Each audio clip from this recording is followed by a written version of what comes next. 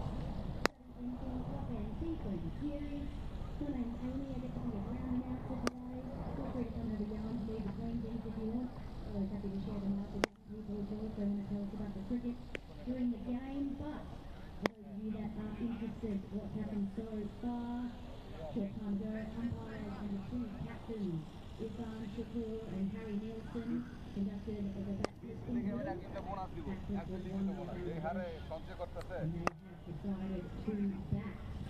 Now, the series, Bangladesh team can beat so far. 3 from 3, top of the ladder, and they've also got the most sixes in the competition with 16. They've had a pretty decent start to their top end series, loving their cricket at Darwin. Adelaide Strikers played 2 games, won 1, lost 1. They will be looking to change that. Big Bangladesh will put themselves in a good position to play the finals this weekend. They've had pretty good top end series in the past, so they'll be looking to step up tonight. So wherever you go, so make sure that you make noise for them. Tell you about the teams that we have tonight. The Bangladesh high performance team. Your players, you've got Abir Rahman, number 76. Kishan Alam, 115. Mihirod Hassan, 94. Shamin Hussain, 29. The captain, Irfan Shakur, 81. Sabir Rahman, number 1. Samian Bazir Ratul, 56. Arafil Islam, 42. Muhammad Rubal, 63, which I should give a bit of a shout out. I think he was our highest wicket taker for the competition so far.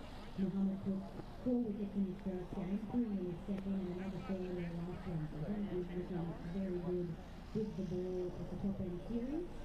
Continuing on with that Bangladesh high performance team, Vipon Mondo, 24, Rohanda Ula Bosom, number 13, Mohammed Mishoy Chandri, number 5, Abdul Ghaffar, 6, Abu Hanawan, 14, and Yakubul Hassan is 17. That's your high performance team from Bangladesh. They're having an excellent time at the top end series and will be tricky to beat, but still the Adelaide Strikers Academy bring that to them. The team today for Adelaide Strikers. Thomas Kelly is shirt number 15, Ryan King number 2, Henry Hunt number 3, Harry Nielsen the captain is 4, Connor Carroll 5, Aubrey Stockdale 6, Wahaduri Dylan number 7, Sophie Baines 8, Henry Gordon 9, Tim Oakley 11, Jordan Buckingham 12, Nolan Caden 14, and just one yard 1. Pretty good to have these names up here in Darwin in August time to part of our top end series. Play will commence at 7 o'clock. I'll let you know a little bit more about the game as we get into it, but in the meantime, please enjoy the royalty-free, license-free music that we're playing in the background for the Atmos. And Amy, I'll be telling you all about the game very soon.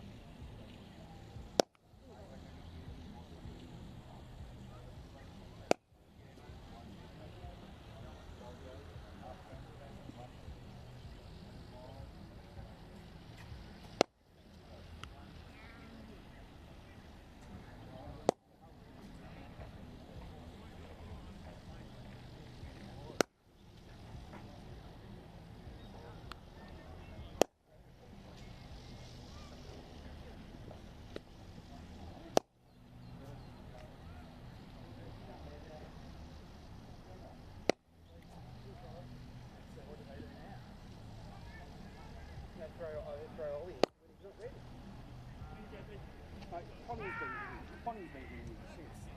Some of the stuff he's been saying on the cover.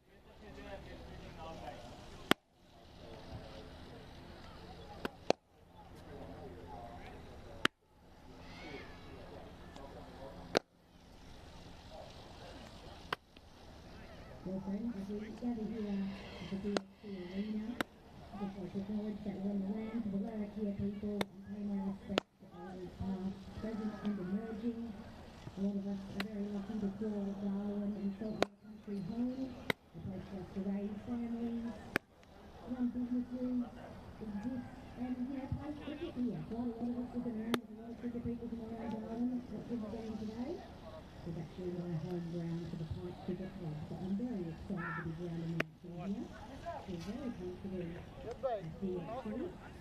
Now, if you use the Top End Series, that will give you a bit of context. Basically, the End Top End T20 Series is one of the biggest big bash or big bash adjacent competitions in Australia. We've got 30 matches across 10 days of T20 cricket in the Northern Territory. Some of the teams that feature over those games, we've got Nepal National Cricket Team, the Bangladesh High Performance Team who are watching tonight, New Zealand A, the T20 Academy, ACB Comet, Cricket Victoria, Adelaide Strikers again playing tonight, Hobart Hurricanes and the locals through the NT Shot. Games happening all over Darwin and some of our rural areas like Fred Park. There's been games all over the place. Now, I said earlier, Bangladesh, and it's tricky to beat. They are 3 from 3, top of the ladder. They've had some pretty awesome performances with Sunday players. Mohammed Rubel, Hardwell Lopez with his 4 wickets the first game, 3 the second, and another 4. Dishan Alam made 52 knockout in their first game. Sabir Rahman made 59 of 45 balls to beat the Hurricanes, who was their major performer in that game. And then the other day they beat the Victorian Academy by 5 wickets, with Mohammed Rubel another 4 wickets, and Salim Hussain 51 knockouts. So some hammer batters there, it's not all just one, they've got a whole list of them. Some great bowling performances. Not to be overdone by the Adelaide Strikers. They may have lost their first game to New Zealand A, but they did beat the NT Strike at Fred Park on the weekend, with Rahu Guru Gurn making 38 off 38. And just this one beyond 42 from 26, and Jordan Buckingham took 3 wickets. Set to be a good match tonight here at DXC, my friends. I'll give you a little bit more information as we get a bit closer to it, but go support the food venue here. Go and get behind sweet potatoes, get something to eat, or go down to the Pipe Club, buy a drink or something from the canteen there. All that money goes into local cricket. Which will get around here at the Pipe Club. Anyway, I'm going to the music there. I'll be back with you very soon when I get closer to there. Thanks for coming down, friends.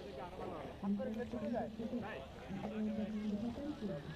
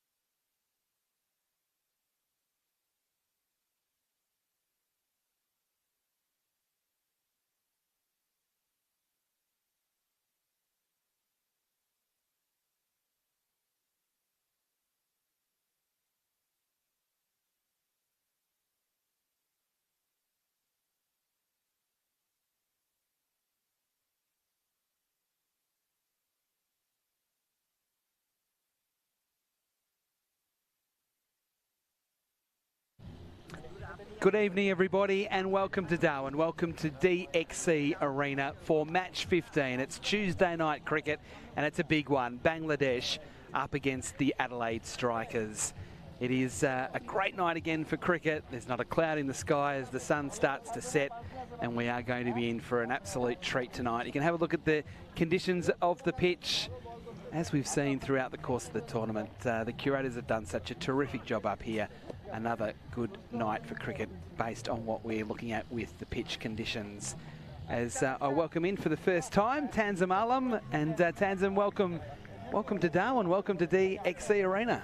Thank you very much. Yeah, I'm looking forward to this game. It's going to be really exciting. I was talking to some of the coaching staff, and they were saying the pitch might be slightly quicker than what they were playing on the last few days. So, yeah, it should be exciting. And Adelaide I've only played like 2 games, so it should be interesting. Bangladesh, literally, this is the 4th game back-to-back consecutively, so it'll be a good matchup. Now, the best thing is you know so much about the Bangladeshis that you'll be able to give us an absolute inside word on them all.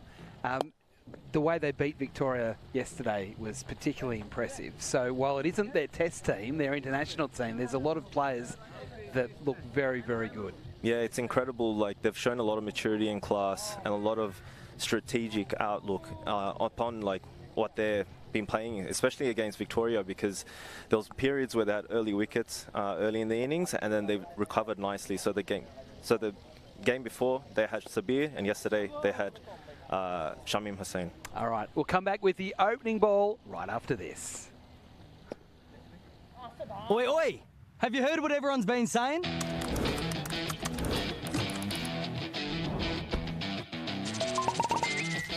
The NT is the place to visit in 2026.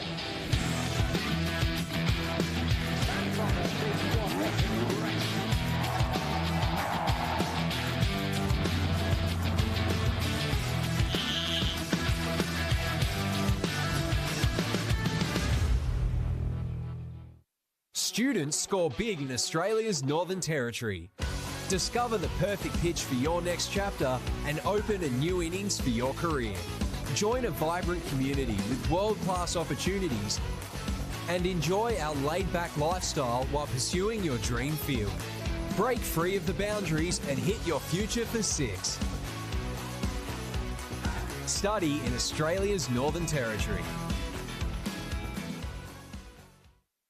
When you move here, it's not just for work, it's for life. Here, culture isn't something you leave behind. It's something you bring with you and share. Great jobs, no long commutes, and weekends that start as soon as Friday ends. From the red desert to the tropical north, this place doesn't just welcome you, it transforms you. Australia's Northern Territory. New boundaries, new territory. What a place Northern Territory is as we see the umpires head out onto the arena. The Bangladeshis, we can see them in their bright green and yellow uniform about to come out as well in the field. And then the Adelaide Strikers, who will be batting first. So for those that enjoy the Big Bash, some of the players, and domestic cricket as well, some of the players that you will know for the Strikers, they are a fairly young team, but there is some smattering of experience in there as well. Henry Hunt and Harry Nielsen are in the middle order from a batting point of view. Henry Thornton, who played in the Shield final, winning team for South Australia, he's there as well. Justice Vardia, who we saw him catch a light in the Big Bash. Thomas Kelly, who's played a fair bit of cricket as well for the Strikers. There are some of the names that you will know from a Strikers point of view. And then Tanzim, from a Bangladeshi point of view, it is a high performance team. So in a way, it's like a Bangladesh A team. Lots of youngsters out there. How many have had international experience in the past? Yeah, quite a few. So there's a lot of players as well. Like, you have the opening batsman Jishan Alam, Habibur Rahman. Like, they're just in the cusp of the national team, and this is actually a good tournament for them to showcase their skills. And so others like Abdul Ghaffar Saklain literally played against Australia in the limited overs in Bangladesh. So you got a lot of players. You got even experienced domestic performers as well, like the captain Irfan Shukur. So you have a mix of like I mentioned in the other game where Irfan Shukur reminds me of a bit of Peter Hanscom, because Peter Hanscom is a stalwart in domestic cricket, has scored the runs, and Irfan Shukur has that similar experience, but in the Bangladeshi context. So it's exciting to see all these crop of, national players, also people are on the cusp of national team, but also you have experienced domestic performers. So good to have Tanzim with us, who's going to help me with the pronunciations of the Bangladeshi players, as well as the insights into what they do with the bat and with the ball. We are not far away from the opening ball here on a Tuesday night. Not as many here tonight as we saw last night with the Nepal in action. They had created a great atmosphere with so many in attendance. But this is a big game in the context of the tournament, particularly with New Zealand Day losing today. Bangladesh can really sort of push ahead at the top of the table. So this is interesting. So Abu Haidarani has been opening the bowling last few games as well. They have a deep third man. That means that with his left arm pace, he's going to get some away swing here. So they're just anticipating an outside edge. So Roney will bowl the first ball. And he comes, left arm over the wicket.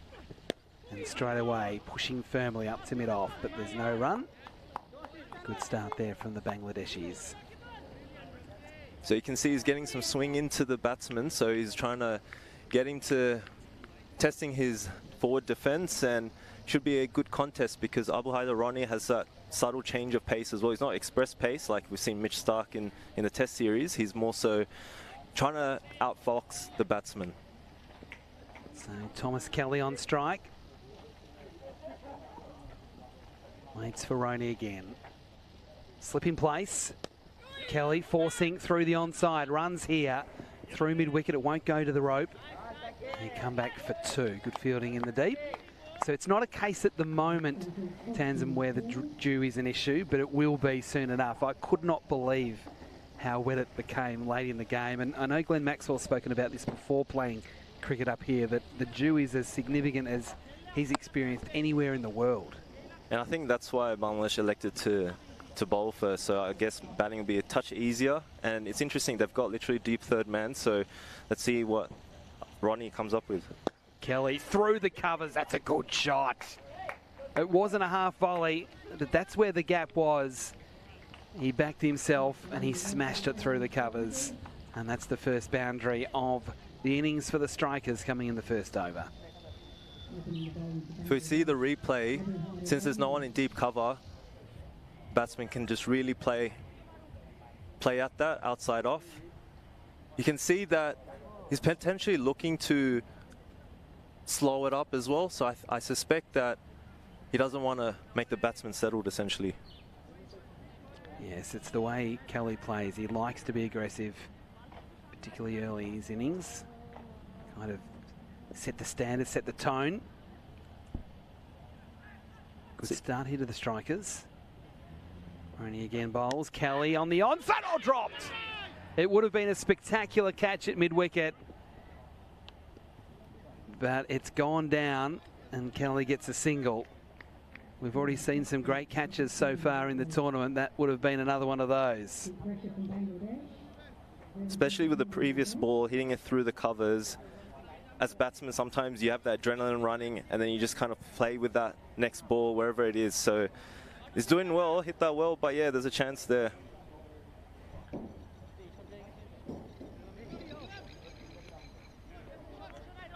Left-handed batsman. Yes, so this is Connor Carroll opening the batting with Tom Kelly. Carroll facing his first ball, up on his toes, forcing into the offside, and they don't get a run.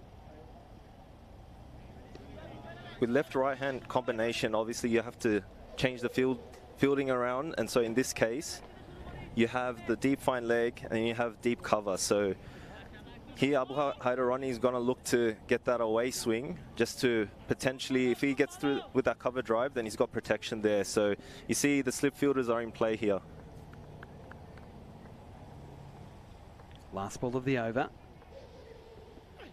Carroll lifts over the top of mid-wicket. And that is one bounce, two bounces into the fence. Just lifting over the onside. And that is a good finish to a good over.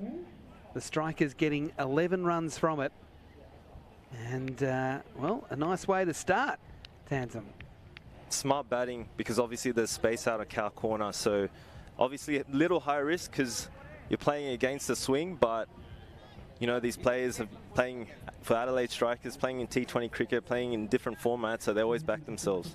Yeah, and you could see even from the replay then, that ball definitely did swing, but he was still able to, sort of in his zone, to be able to play away on the onside with the field up. So, spin in the first 4 overs. Yep, the same mantra as the last few games, and Mohammad Rubel has been doing the rounds in Bangladesh media in the last few days because he's been so exceptional. He's been getting bags of wickets every game. He was man of match yesterday as well, so people are so excited. They're probably flocking to the TVs right now in Bangladesh to watch Mohammad Rubel, and everyone's really analysing him because he's a mystery spinner out of Bangladesh alongside with Al Islam, so keen to see what he does against a right-handed batsman.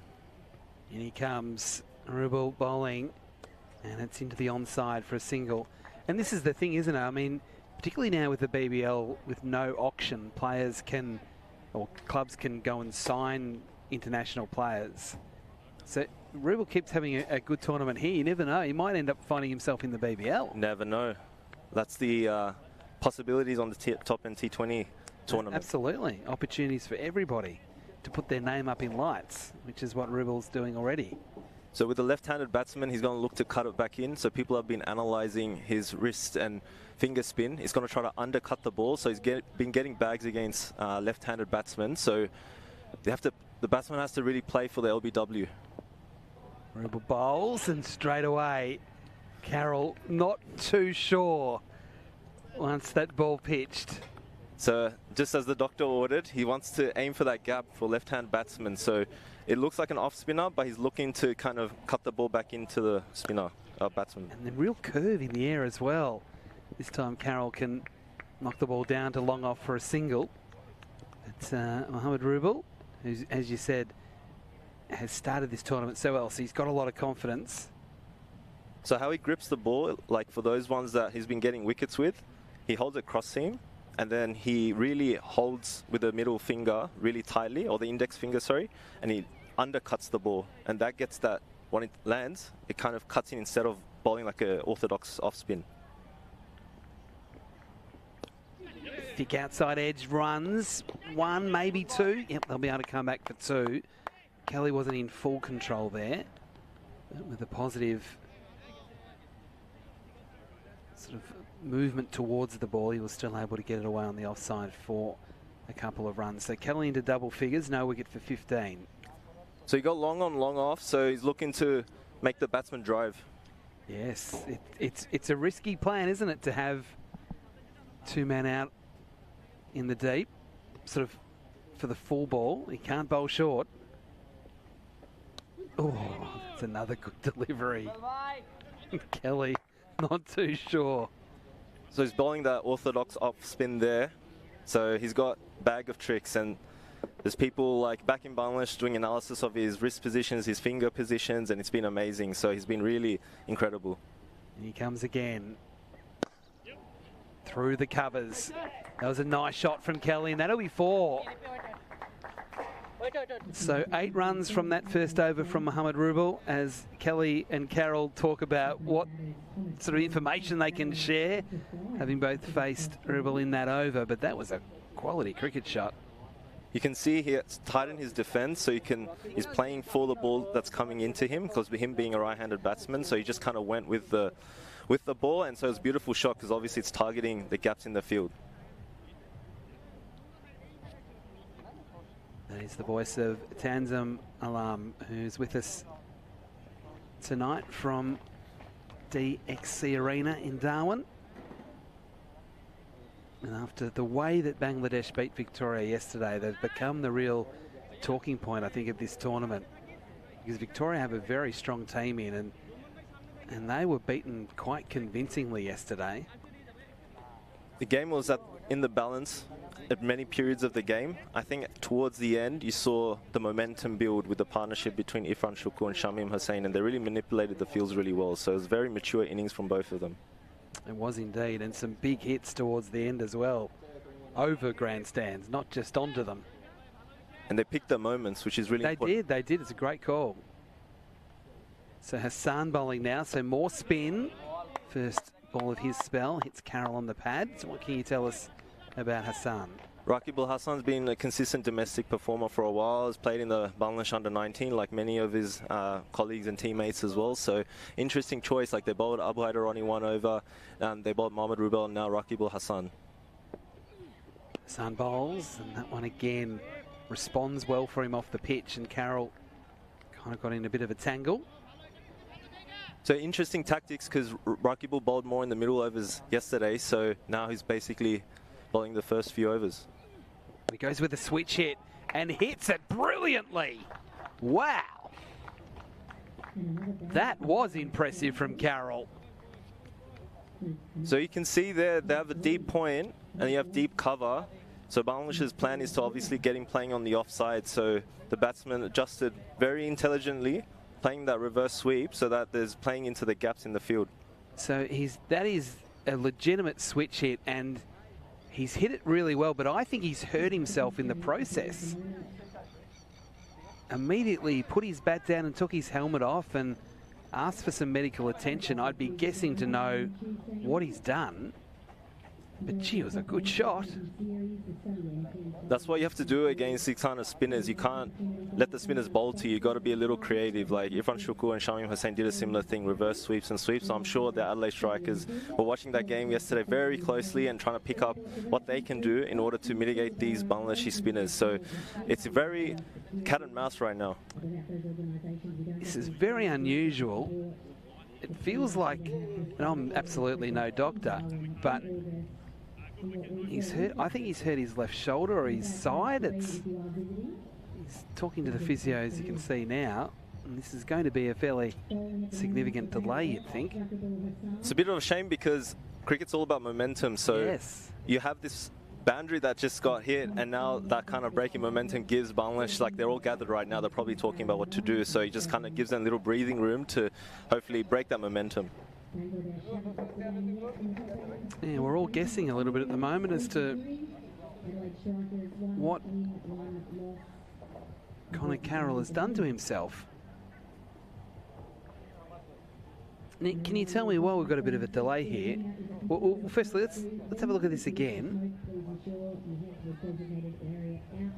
It's yeah, I don't know. While we've got that bit of delay, why is it that Bangladesh in the warm-up were wearing purple, and then when they play they're wearing green and yellow? It's a good question. So usually, from what I know, they wear purple even in the national training, from what I have seen as well. So I'm sure they're just kind of borrowing the... Is it a sponsorship thing, or...? I'm not actually sure, but here yellow, I think, is just to differentiate from the actual Bangladesh jerseys, which is all green all round. So I'm not actually too sure, to be honest, but yeah, a little different. I was a bit worried when I turned up that we turned up at the wrong ground, because it looked like it was the Hurricanes that were playing. You can see even there with the physio wearing the purple and the black, which is a total different colour to the actual playing uniform of bright green and yellow. I mean, they look like South Africans, don't they, those uniforms? If they play like South Africa, that'd work. Maybe it's a tactic, right. Yeah, manifestation, right? So I'm not sure how long this can go on for here with Carroll, who we've got the umpire, or both umpires are now out there just having a chat. I think he's taking some tablets, and it's a total mystery as to what the actual issue is. I think it's shoulder or arm. I think it's one of those things that, because he's played it as a switch or a reverse, that he's probably used muscles he wouldn't normally use, because he really gave it a thump, didn't he, when he played it? It wasn't like a nudging sort of deflective shot. And kudos to the openers, because it seems like they watched the previous games. It seemed like the other teams that played Bangladesh previously didn't actually play for Mohammad Rubel's deliveries, because he gets them to go both ways, essentially. So you want to set up your technique in such a way where you can address those potential mystery balls. All right, talking about mystery, it is a mystery as to what Carroll's done, but it looks like he's going to continue. And it'll be interesting to see Hassan's response after being hit for 4 the previous ball with the reverse or the switch. So same tactics for Bangladesh. They have men on the leg side. Plays more conventionally, just pushing into the offside.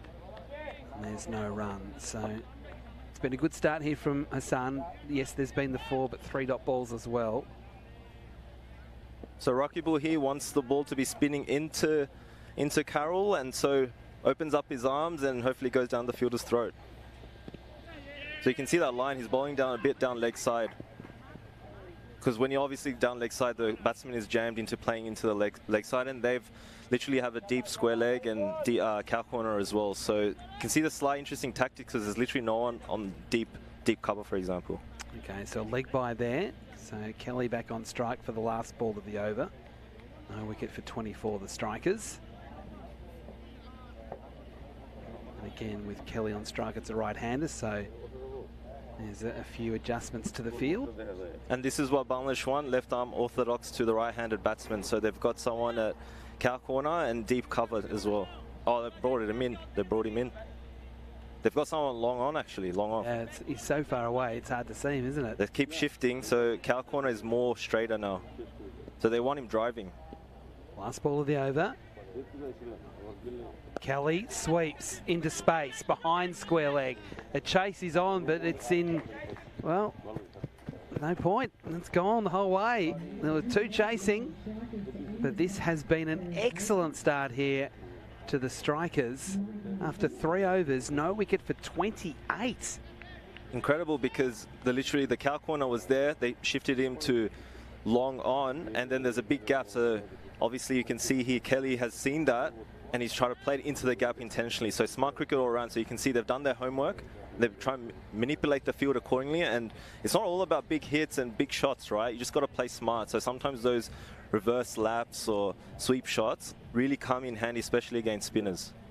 Yeah, you're right. He knew where the field was. He took that from outside off stump into the gap behind square. So Mohammad Rubel is going to bowl again here. I can tell already that this is Tanzim's favourite player. He's bowling here to Carroll on 9. He's second over. And it's been smashed right in front of us at deep mid-wicket. And this is good batting from Carroll. It's a good contest because Bangladesh, they got a lot of early wickets in their previous matches, so this is a different situation that they're in. And you can see there he's trying to play cross bat, so he's playing for the one that cuts back in, so that he's not poking outside off, he's actually playing cross bat shot that's directed more towards his body. See there, he's done that again. He's not looking to just poke and prod outside off, he's looking to play cross bat. It's a replay of the boundary. It's Rubel again around the wicket bowls. He's going to switch again. He makes good contact, Carroll, but this time he finds the fielder at what would be a normal cover point, but because he played it right-handed, it felt like forward square leg. But again, he's looking for that gap, and then there's no protection out there in the deep. Rubel again bowls. Carroll, this time off the back foot, through the cover region. There's a chase on out in the deep. It's collected, and they get 2. Carroll up to 15. Adelaide are finding it a little easy right now, manipulating the field really comfortably. So this is a definite different situation that Bangladesh aren't used to compared to the last few games. So I wonder if they're going to kind of change it up, maybe get the paces back in to change something here, because it seems like Adelaide are doing it a bit easy right now. Yes, this is the 3rd over of spin from the 4 overs. Carroll bowled! And Rubel gets his first. He wasn't happy with what was going on out there in the middle, and he responds. Carroll gone for 15, and Mohammad Rubel gets his first wicket of the night. The last ball of his 2nd over. The last ball of the power play. Oh, big chop onto the foot and then onto the stump. So an unlucky dismissal for Carroll, who hit some impressive shots while he was out there for his 14 balls. 1 for 34. A bit unlucky there. I think that it was there to be hit a bit wider there, and so Rubel gets the breakthrough. There's actually still 1 more ball left in the power play, so Rubel still has a chance for a 2nd wicket with one of the most exciting young players in the Big Bash coming out in the number 3 position, Vardia. Really made a name for himself in the last Big Bash, doing the rounds on social media with his stroke make, audacious stroke making.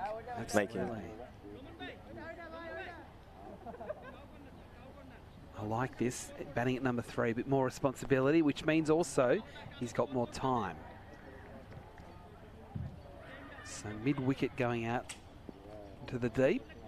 So there's 2 on the onside, square leg and mid-wicket. Last ball of the over for Rubel. Bowls to Vardia, who's very nearly chopping on as well. Trying to play away through point, it goes behind square leg. They get a single, so the end of a successful over there to Mohamed Rubel. 1 for 15 off 2, and after 4, it is the Strikers 1 for 35. You can see that Mohamed Rubel is still sticking to that 4th line channel and trying to cut the ball back in. And what Adelaide Strikers have been doing that maybe the other teams that played Bangladesh haven't done is that they're trying to play cross bat along their body. So they're not trying to poke it outside off, which leaves that gap. So the more likely that they kind of show the face of the bat closer to their body, the more likely they can pick that mystery ball and be able to deal with that. So I think that's a different tactics that probably Mohamed Rubel hasn't encountered so far. So see how he goes. So, okay, this is your job here, Tamsin. You've got to explain what each of the bowlers do, because we have a change. Just as suspected, change in the bowling. Got the pace attack now, new batsman, so they want to create that pressure. But he's probably going to look to bowl on the offside because they got 2 players on the deep on the offside. So Gaffer bowls here to Vardia, who just defends back to the bowler. What can you tell us about Abdul? Abdul Ghaffar is literally a late bloomer. Incredible journey into cricket. Like a lot of the players that have played on Bangladesh under-19 set up an age group cricket, but he came from a different pathway altogether. So he's done well. He actually played lower leagues, got promoted, and then made a name for himself. And he actually had a memorable first wicket of the famous Tamim Iqbal, who's the current BCB president. So yeah, it's really impressed a lot of players back in Bangladesh. Ghaffar bowls again. Vardia strokes it through the covers. Beautiful timing. And that will get to the rope. And that's a handy first boundary. He is a bit of a highlights reel, is Vardia, and that was a nice way to start with his first aggressive stroke. Look at this here. Floated up a little bit, hitting through the line and through the covers. A bit over-pitched in that situation, but you can see what he's trying to do. He's just trying to target that offside to try to dry up the runs. Ghaffar again to Vardia on 5. Goes around the wicket this time. Vardia pulls into the onside on the bounce out to the man at forward square leg. And just a single. Thought off the bat that might have been caught. Didn't quite get out there into the deep on the full.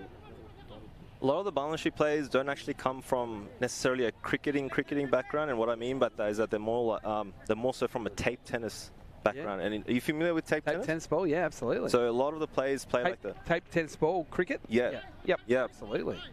Because you don't have those sort of facilities. Like not everyone has the luxury of getting cricket balls and good bats. So everyone plays tape tennis back in Bangladesh. Ghaffar again bowls. Kelly tries the lap, doesn't make contact.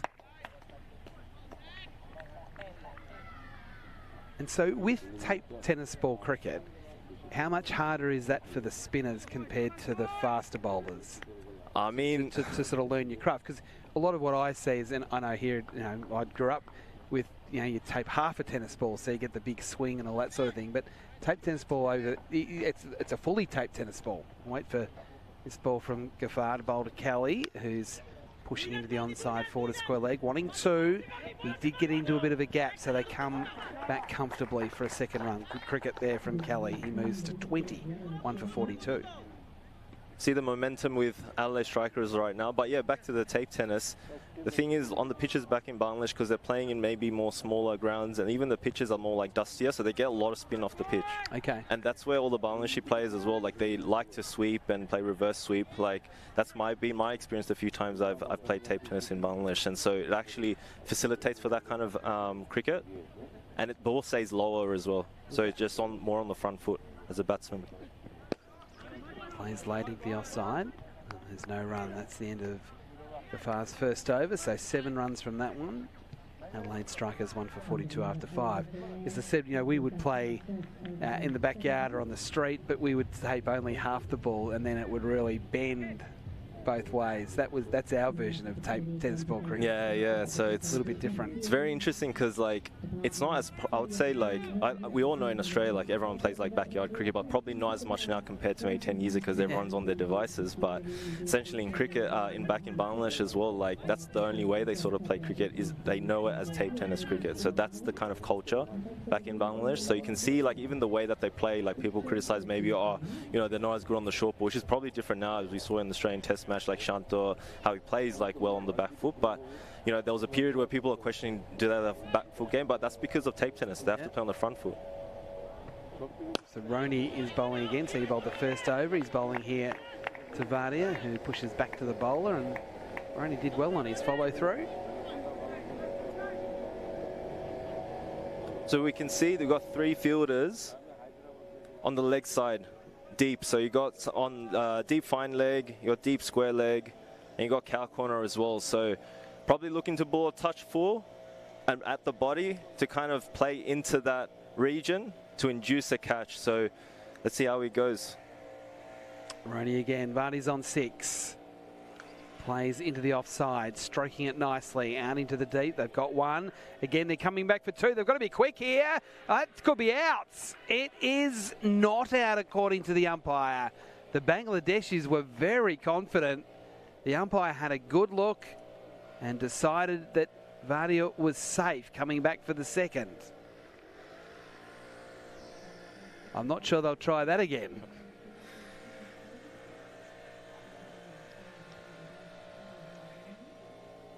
Adelaide Strikers doing really well here. Really have a front foot. Really taking initiative tonight. Roney again to Vardia, who's on 8. And he's bowled! Roney strikes. Bangladesh get their second wicket. Vardia gone for 8. And it's 2 for 44. And this game levels up. As we talked about, Abu Haidar Ronnie, he loves the change of pace. So he's not express pace like you see Mitch Stark in the Test series. He'll have those subtle changes of pace. So obviously outfoxed the batsman this occasion. Oh, that one really did come back a long way. And also, like what we saw with Carroll, probably a bit of inside edge and a bit of leg as well onto the stumps. But that was high quality bowling, great variation, and didn't he like it? And with his finger grip, he'll be kind of just slightly kind of putting it towards more on the leg side to put that just enough kind of spin on the ball when he's releasing to kind of induce the ball to come into the batsman just enough. So Roney with the figures of 1 for 13, 2 for 44. And the new batsman at the crease is Henry Hunt. Henry, one of the best players here at this tournament. Known more for red ball cricket than white ball cricket. A couple of times he's been close to Test selection. He's played a lot of Australia A cricket. Makes a lot of hundreds for South Australia. He's a really hard player to get out. This is a different environment, obviously, for Henry, as he faces Roney for the first time. And he drives stylishly out to the sweeper on the offside and gets off the mark with a single. Bangladesh with a bit of a defensive field right now, so they're probably looking to pitch it up, make him drive, swing into the batsman, induce that edge potentially. So it's just trying to cause problems for the batsman, especially when it's a new batsman in the crease as well. So you also see subtle changes and variations like we saw with the wicket. So real responsibility here for Kelly. On 20. Waits for Roney. Firmly into the covers, no run. That subtle variation, we saw that, just went away from the batsman a little bit there. But he has protection, so Ronnie can afford to do that.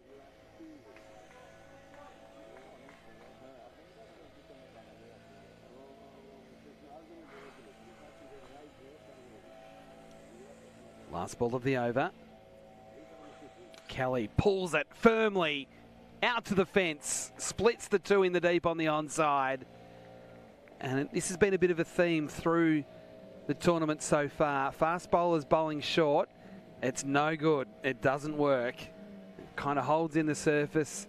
We've seen a lot of boundaries to short pitch bowling from the fasties. End of the over, 2 for 49 after 6. And Kelly up to 24.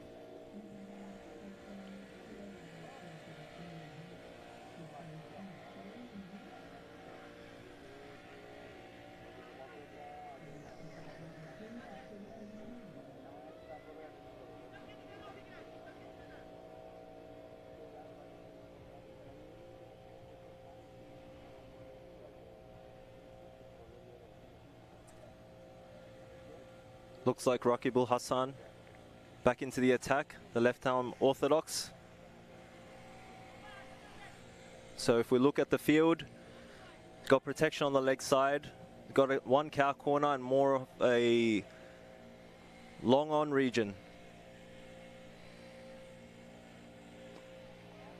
Henry Hunt just drops it away on the offside. Defensive field here for Bangladesh. So we know Rakibul Hassan, he likes to kind of pitch it in an area where the batsmen have to drive or block. He'll be kind of targeting the stumps. Hassan bowls again, driving on the rise, straight to cover. So that's the area thereabouts that he's looking to target. He wants to provide that bit of indecision from the batsman, gets that little bit of turn, subtle change of pace. Rakibul Hassan again, bowls to Hunt. Goes with a sweep, hit on the pad. Gee, they liked it. The umpire didn't. A firing throw at the non-striker's end, doesn't hit, and they come back for 2. All sorts of things happening there. It's 2-leg buys, but that really doesn't tell the whole story. We need to see a replay to know exactly how close it was from our vantage point. But they were definitely interested, the Bangladeshis.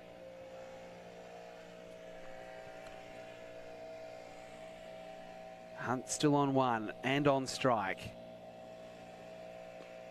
And this is good bowling. This is really difficult to get away. That cut back in just a touch, but a little too short. So you can see that he's trying to get that variation in, trying to get that drift into the right-handed batsman and potentially get away from him as well. Top edge, just out of reach. It won't go to the rope. It will be hauled in. They come back for 2. So you did see the replay of that LBW decision. It probably was more ABW, arm before wicket, really, with the sweep. I think it came off his bicep or his shoulder. But he did get very low playing it and then very nearly out caught on the sweep. You can see there, that was so close to being a 3rd Bangladeshi wicket. Hassan again, last ball of the over. Hunt rocks back and strokes it out to the sweeper on the offside for a single. So Hunt's a 4, Kelly on 24, 2 for 54. We've had 7 overs of the Strikers innings after being sent into bat by the Bangladesh high performance team here at DXC Arena in Darwin. So you can see in that over, Rakibul is trying to bowl in a region where the batsman has to drive on the up, sets a defensive field, and the occasional subtle change of pace and maybe the ball coming in just a little bit or slightly going away from him. That's how the Bangladeshis like to bowl, especially the spinners back home. Okay, another change. So another bowler for you to introduce, Tanzim. Ripon Mondul, he's been quite a name in the domestic scene as well, and Bangladesh under-19s as well. So he did incredibly well in the under-19 World Cup that he partook in, and he was also in the team of the tournament as well. He had a very important semi-final performance as well. So he's very highly regarded. He's played for Bangladesh as well. He's played a few games. So very crafty bowler as well. So sometimes like they leave him for the death like they've done in the last few games, but early in the middle period, he might be looking to hit the deck, but looking at the field now, it's still slightly defensive, so I wonder if they just want the batsman to be driving. Okay, so here he is. Mondul bowling here to Hunt, and that first one is down leg side and will be re-bowled. 2 for 55. A real loosener there from Ripon Mondul. He likes to get the ball angling just a little bit towards the batsman so that induces them to play towards the cow corner region. So he does that similarly when he hits the deck hard or when he tries to bowl Yorkers. So he kind of targets that more leg stump lineish, because sometimes it's difficult for right-handed batsmen to adjust if it's coming in just a little bit.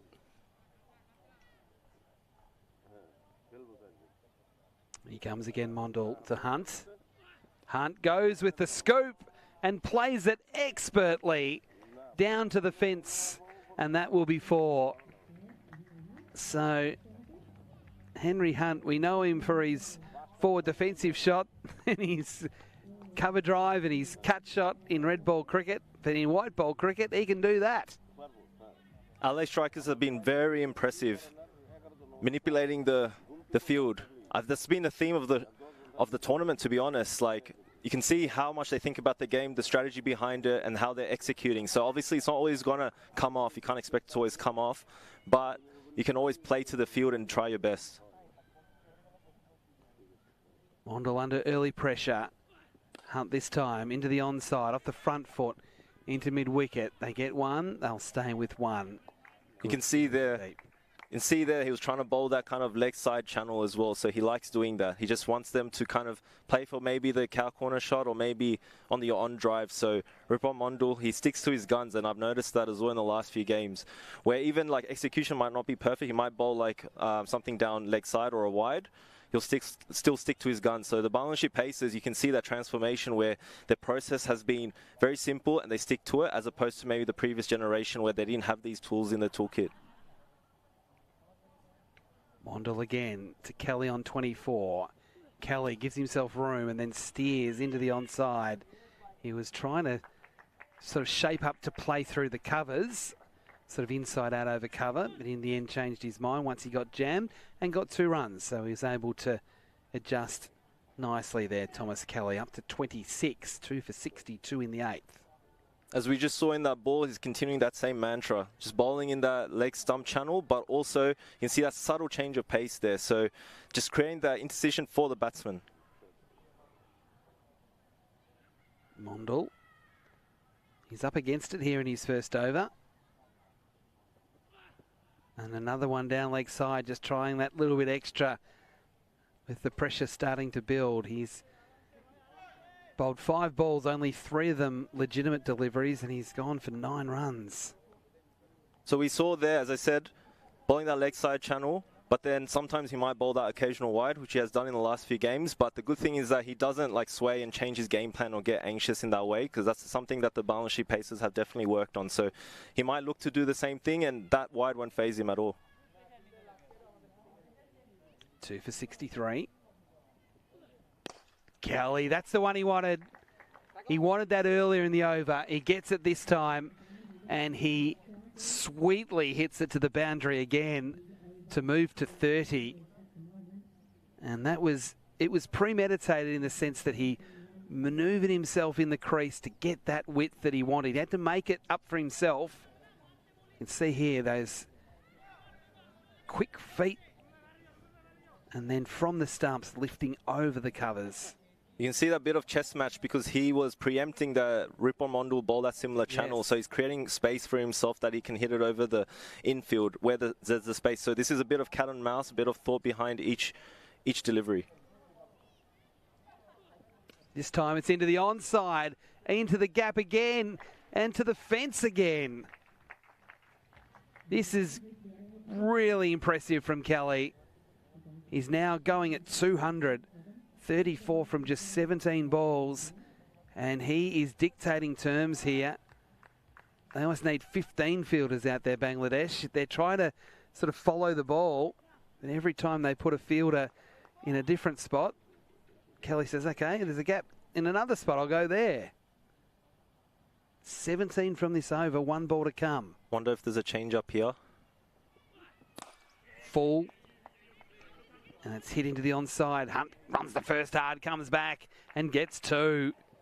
So the Strikers have been really good here. They have lost 2 wickets, but after 8 overs, they're up to 73. So you can... And Thomas Kelly here is really putting on a show. Incredible batting preempting what the bowler is doing, adjusting accordingly, and trying to hit it into the gaps in the field. So they've definitely been studying. You can easily tell they've been studying Bangladesh's matches. It helps. You only play 2 games compared to Bangladesh. This is their 4th consecutive game, so they're probably like in their rooms studying and analysing how to approach each bowler for Bangladesh. So it's been really good contest, and you can tell that there's a lot of thought and strategy in the way that the Adelaide Strikers have been playing.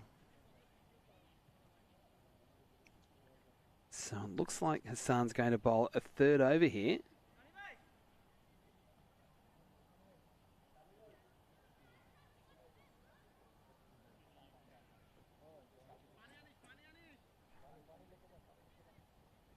I was saying in the previous match, Rakibul Hassan, very interesting trajectory into cricket. He was actually a badminton player.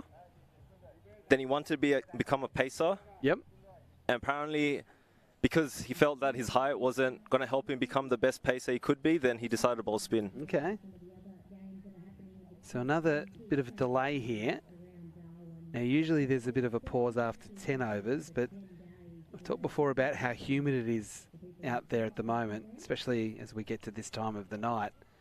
And Thomas Kelly, he looks a bit cooked.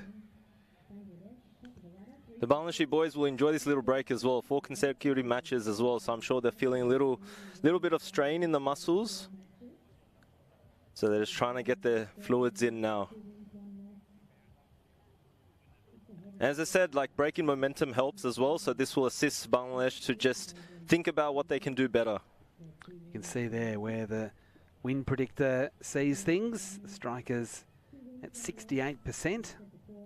And that certainly wouldn't have been the case before the first ball was bowled. Tanzim, that would have definitely had the Bangladeshis as the clear favourite. This should be interesting. As I said, cricket's all about the momentum, so Bangladesh just need to find a way. Hopefully they can try to work in getting a wicket and creating that pressure for the new batsman.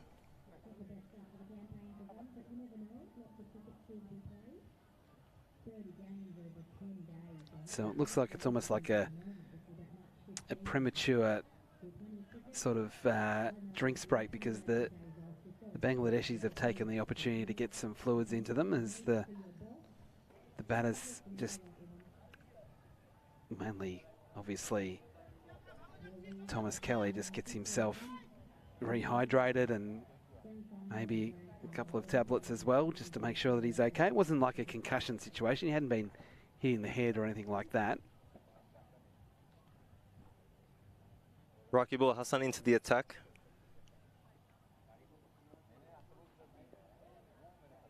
Won the World Cup with the Bangladesh under-19 team, so has a lot of experience. And he has bowled well here into his 3rd over. Some bowling to Hunt, pushing and quickly scampering through for a single. He loves bowling those channels. He wants the batsman to play that forward defence. If he can keep that consistent length and line and vary up his pace, that's how he normally tries to outsmart the batsman. Kelly now on strike on 36. Oh, they're running hard here. I reckon they'll come back. They will. That's good batting. That's good batsmanship, the way that he played that. So that's knowing where the fielders are, knowing how hard to hit the ball to be able to hit it firmly enough to get past the bowler, but not hit too hard out into the deep, that he could come back for 2. You're spot on there, especially with the defensive field where the fielders are out. On the boundary, you got options for those singles and doubles. And so since this is a middle period of the game, you can afford to do that, rotate the strike, keep the run rate ticking, keep the momentum shifting, and the batsman gets set. And that's similar to what Bangladesh did yesterday with, when you have Shamim Hussain and also Irfan Shukur. They did a similar game plan. So wait and see. Kelly this time goes the aerial route. Could be out. Is out. Excellent catch. Super catch there from Rubel. And the danger man is out. Kelly gone for 36. A bit surprised with that shot. I am very surprised as well. He'd done everything so well until that point. They were playing and manipulating the field so well, and that shows directly to the cow corner fieldsman. I think it also shows just how hot he was, that he kind of lost his head a little bit. He'd had that refreshment at the start of the over, but that's a good catch in slippery conditions from Rubel too. That can't be underestimated how difficult that was, coming in from the deep. I think Henry Hunt, I think he was trying to get it more finer with the way that he played. But you can see Rakibul there, he's just sticking to that consistent line and length to make the batsman play a shot. So when you have a defensive field like this, especially against top-class left-arm orthodox bowler in the mould of Rakibul Hassan, he will just consistently try to bowl in those consistent channels and make the batsman play a shot like that. Make them manufacture something. Sometimes it's not about the bowler trying to, you know, get that wicket or trying to force that wicket. It's about just kind of sticking to your guns and letting the batsman take the bait. Harry Nielsen, the captain of the Strikers, comes out at number 5. And the game levels up again, 3 for 73. Straight away going the reverse, not getting it past.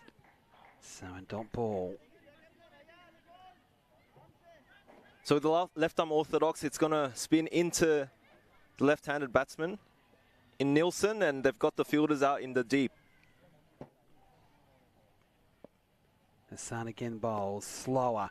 Nielsen just dabbing into the onside. He said 2 straight away, but how's the fielding from the bowler? Going out into the deep to make sure it's only 1. Very impressive. 3 for 77. Hassan, 1 ball left in his third over. Look at those figures, 1 for 15, just going at tick over 5 runs and over. And included in those figures, the crucial wicket of Kelly. You can see a slight shift in momentum. Definitely. Hunt forcing through the offside off the front foot. Out into the deep. Again, only 1. So that was another good delivery. Another good over from Rakibul Hassan. 3 for 78 after 9 overs, the Strikers. Who would you prefer to be at the moment? Tanzim? It's a very good question. I mean, over the course of the innings, Adelaide Strikers have been batting really well. I think they've started well. They've put pressure back on Bangladesh in a way that Bangladesh, they were having to find other options because they've been used to getting quick wickets, like 2 or 3 in the first few overs in the previous game. So I think in that sense, Adelaide Strikers have been doing well. But yeah, cricket's all about momentum and periods of the match. Especially in these middle overs, you just got to keep the run rate ticking. And when you have a defensive field, obviously you can't hit those big shots in the way that you might have early in the innings with the fielders in. So it's an interesting kind of setup. You haven't answered my question yet.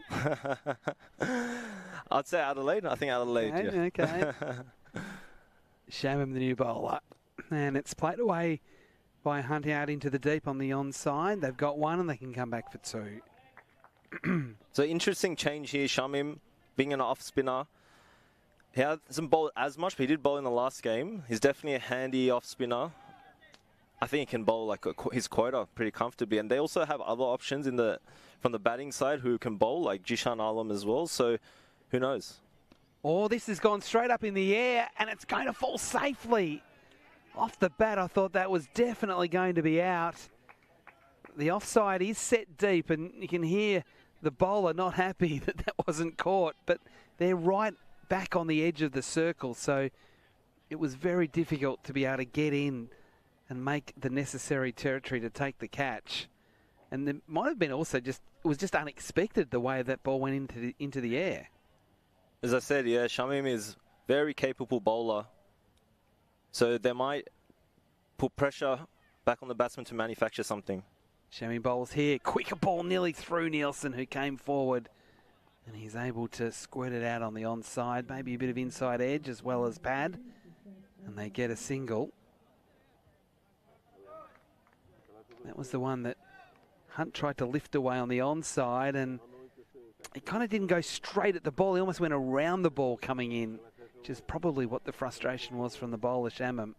As you can see, Nielsen and Hunt, what they're trying to do is throw off the lines of the Bangladeshi spinners because you don't want them just bowling at you. You want them to change the line and length depending on your footwork. Goes back into the stumps and then pushing into the onside. Shamim again fielding, sliding, doing well. Stop the second. So we've seen 2, maybe even 3 of the Bangladeshi bowlers doing so well fielding. They've become an extra player in the field with their willingness to get out and do some hard work at the edge of the circle to prevent a 1 becoming a 2.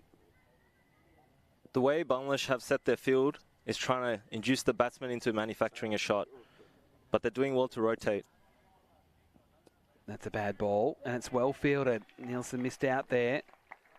He thought he had 4, but it was knocked down.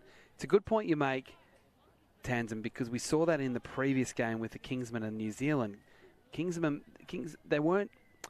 only defending 141, but they set very specific fields and just baited New Zealand to go with a big shot. And they've just lost their way. And it's sort of been the theme of the tournament a little bit here, is which batting teams can actually hold their heads. I agree 100%. I think a lot of the teams here are hitting big once they're set. Shaman bowls here to Hunt, who pushes into the onside. Hunt is one player that is a very clever cricketer, a very disciplined cricketer, and you kind of feel like he's the one that they can kind of bat around. And experience too, yeah, of course. Absolutely. And if you can sort of make a few cameo 15s and 20s around someone that can get 60 or 70, then you get 180. But I think too often we're seeing in T20 cricket that 30's okay. Well, 30's not okay. Turn a 30 into an 80 and you win the game, generally speaking, in T20 cricket. It's on about the bigger grounds here in Australia particularly. Definitely, it's about pacing your innings as well. So currently we're in the middle period of the match. Sometimes with a defensive field, you don't want to just, let your ego take over and try to hit it over the batsman. So you just pick your moments. So a certain over, you feel like, okay, I've set myself. I've got the rotation and strike in. I'm feeling myself. That's when you kind of let loose just a little bit. So that's what Bangladesh basically did yesterday, where Irfan Shukur, there's literally a passage of play. It was 1 over hit like 2 boundaries, and Shamim, similar thing in 1 over hit 2 boundaries. But throughout the whole partnership, there was rotating strike. And Sabir actually said, I did the post-match interview in the first game. The tactics from the sheds has been push for the 2s, push for the 2s, push for the 2s. So you can see that strategy. But as you said, yeah, you have to carry on, get that big score. So Hassan will bowl a 4th over here. Bowls to Hunt, who plays the sweep shot conventionally, out into the deep for a single. Hitting those consistent lengths. As we've discussed, doing really well, bowling really well. And that's where the Adelaide Strikers have to manufacture a stroke. They don't want to just kind of block with a front foot, dead bat blocking. That kind of kills the momentum. They want to make sure they're rotating strike, finding ways, so little sweeps. They don't have to go for a fully bludgeoned sweep shot. They just need to rotate the strike. Nielsen uses his feet and plays stylishly into the onside for 1, and that's all they'll get. So Harry Nielsen's quite an inventive cricketer. He's got all the different shots, and he does exactly what you're talking about, Tanzan, the way that he can maneuver the field and just, dink and lap and deflect and reverse, all those little things. He's happy to use his feet as he did then. Busy cricketer, as so many wicket keepers are. Hassan bowls here to Hunt. This time he tries the big shot. Bottom edge, away on the onside. They get a single. So you can see the plans here, Bangladesh. They're just keeping to that simple game plan, just bowling in that channel, slightly in that region where the batsmen have to drive and play at it, especially when it's around their pad region. So they've set a defensive field, and that's where Adelaide Strikers have to do something different to maneuver, manipulate, as you're talking about. So it's an interesting matchup. Definitely. Hassan's been really good here. Left arm orthodox. Bowls. There is the reverse. And very nearly a wicket. That's hit the wicketkeeper on the quad. I think it's missed the pads. You can see him rubbing his right leg. The deep fine leg, he's trying to reverse it so that he can get into the gap. Oh, he went to play it again, and the bowler was almost balked at that one. Bit of Ravi Ashwin. Yeah, definitely. Yeah. This is good. He went very early, Harry, with slight premeditation. Caught him. Absolutely, it was. Beautiful. This time he plays conventionally, and he gets it into the gap. Out into the deep, it's a chase, and it's a good chase. Well done. 4 becomes 2. That was very well done in the deep. I must confess, I was marking 4 down in my scorebook. You can see there, obviously the execution for Rakibul wasn't there, but he's trying to slightly flight it up there. So he's trying to bowl that same line and length and vary the pace. Yeah, you're right. That definitely was a bit slow. I think it was in response to Nielsen playing. And that's why he kind of did the Ravi Ashwin. Definitely. No, I agree. So it's a chess match. That's why I love talking about all that mental game challenge out in the middle between bat and ball. And now we're seeing Rakibul Hassan come around the wicket, again in response to what Nielsen's been doing. Nielsen this time sweeps firmly to forward square leg for a single to end the over. So great spell there from Rakibul Hassan. 1 for 22 from 4 overs. You can see the batting card there briefly. And there's the great fielding out on the deep. Look at that. Even landed on the ball, but made sure it didn't go over the rope. Crafty bowling. That's why he's been so successful in domestic cricket, and especially in age group cricket. So Shamim into the attack. He's actually the youngest of 5 children. His father, businessman, allowed him to continue cricket as long as it didn't affect his education. The story of many, many Bangladeshi kids. Absolutely. As you know, socio-economic situation, they're always pushing their kids to study. Cricket comes at a cost. Shaman bowling here. Nielsen using his feet. Inside edge, runs down towards the rope. Will it get there? It's a closely run thing. It's, not sure. I think it was kept in. And they get back for 3.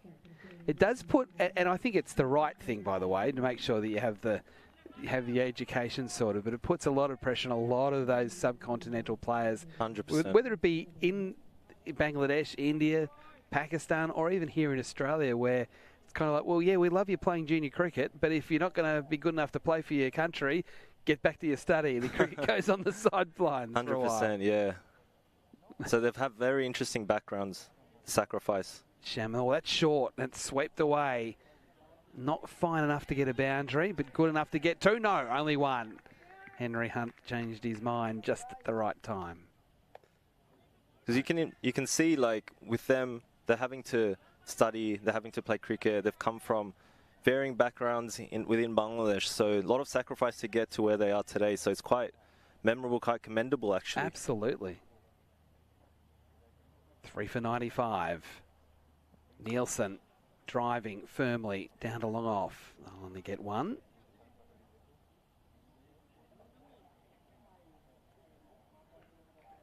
See there now, Nielsen up to 11, Hunt 19. The run rate sitting at 8.35. It's good. It was better. Again out into the deep. Again only a single. You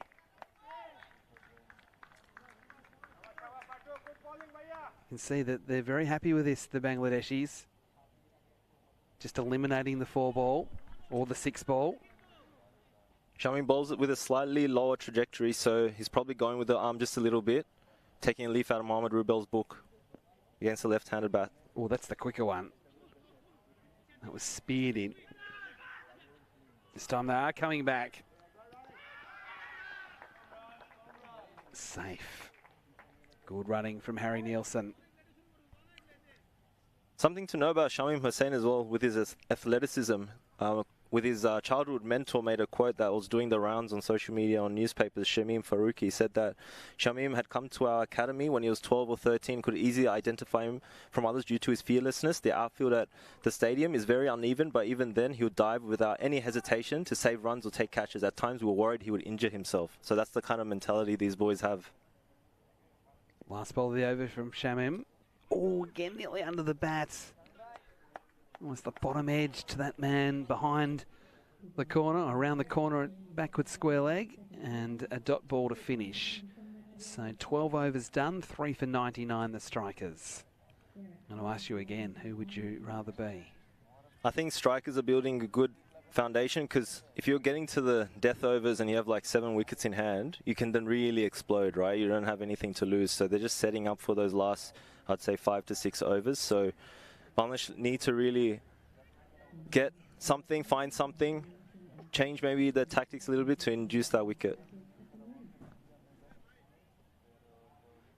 So they're going back to Abdul Ghaffar here. His first over cost 7. We've got Hunt on 20 on strike, Nielsen on 13. So this partnership now becoming a bit of a concern for Bangladesh. The mantra for Abdul Ghaffar has been bowling outside off, but right now we see a cow corner and we also see long on. So it looks like he'll probably look to bowl straighter, especially with the long off. Oh, Hunt went with the lap. He doesn't get it through. Again, good fielding. And they only get 1. That was terrific work there, acrobatic work. It looks like he might have hurt his left shoulder there a little bit. Diving full stretch. I think he's okay. This left-right hand combination is really key for Adelaide Strikers in these middle periods, because you're obviously forcing them to change the field in a consistent manner. Especially with the rotational strike, it gets really bothersome for the bowling team. That's Roney that hurt his shoulder there. I hope he's okay. He might need to bowl again. That single brought up the 100, 3 for 100 in the 13th. Nielsen, gets one that made, that's outs. He just got one that just stopped on him and was really uncomfortable playing it. It's either hit the leading edge or the back of the bat, and it's a comfortable catch. So just when the Strikers were looking comfortable, they've lost the wicket of Nielsen for 13. The skipper's gone. And now the Strikers are 4 wickets down. Let's have a look at the replay. Yeah, he just held it back a little bit. And Nielsen just looked all at seal, very uncomfortable, just not picking it up. Watch this from side on. Oh, yep, I reckon it's the back of the bat. You can see there with the field setting is trying to get the batsman to drive. So essentially the tactic has been to get that slow sort of change in pace to induce that wicket. That's just happened right now. So the skipper departs, and McFadden is the new batsman to the crease at number 6, 4 for 100 the score. So we're just talking about that partnership that was becoming a bit of a concern for Bangladesh, and Ghaffar is the one that breaks it. He has 1 for 8.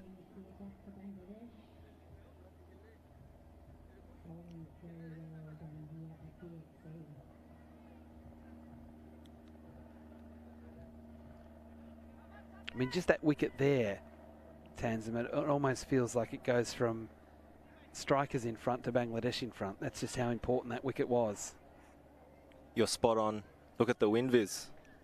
Well, there you go. Well, it's still got Strikers in front. I'd have that almost the other way around. Ghaffar again, bowling to McFadden. His first ball, left-hander, stylishly squeezing it into backward point. Can't score a run though. You got 2 men on the boundary on the leg side.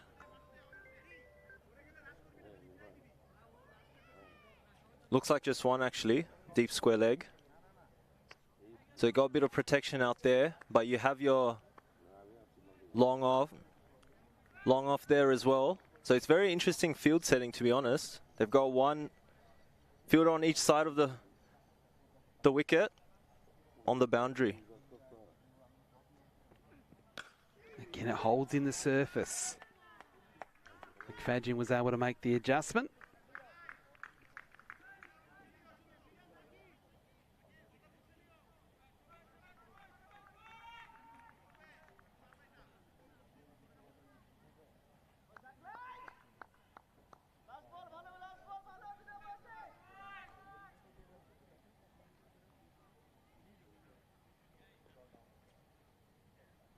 Ghaffar again, cutting, and again McFadden can't score. And this is what happens when you get a wicket. You don't just get a wicket, but you get a new batter to the crease who takes some time to get going, and all of a sudden the run rate drops.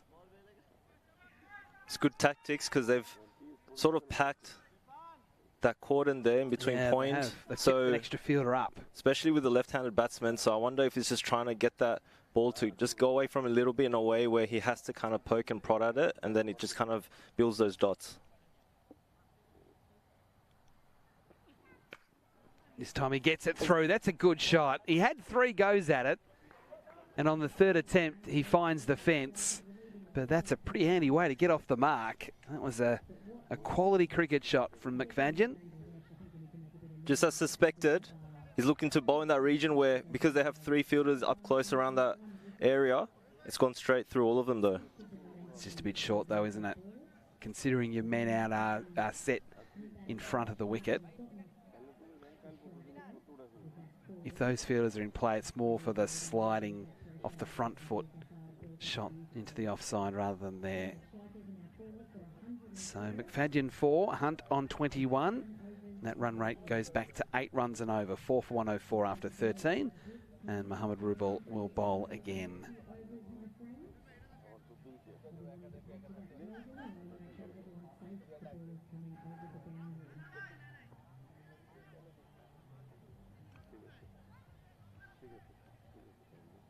Long on and long off are in play.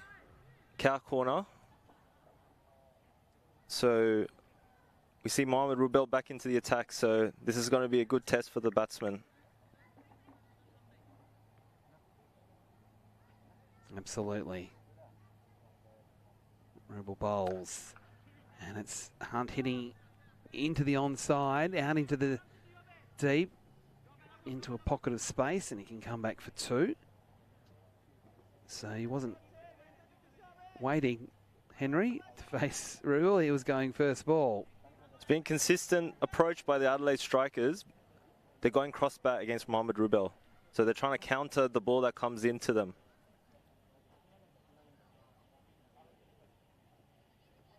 Oh, that's been hit very well. And it's been hit over the fence. Again, targeting the onside, targeting mid-wicket, and getting it right out of the middle, Henry Hunt. And that moves him to 29. We have a game on our hands. It's looking really good. It's a good contest. Just a bit short, which put it into his hitting zone and hit the very top of the fence and then disappeared into the night.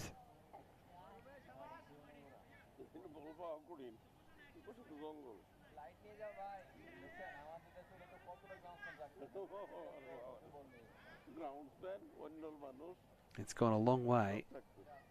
Tanzim, I reckon at 50, 60 metres. It's a great shot. Over the fence once it got running.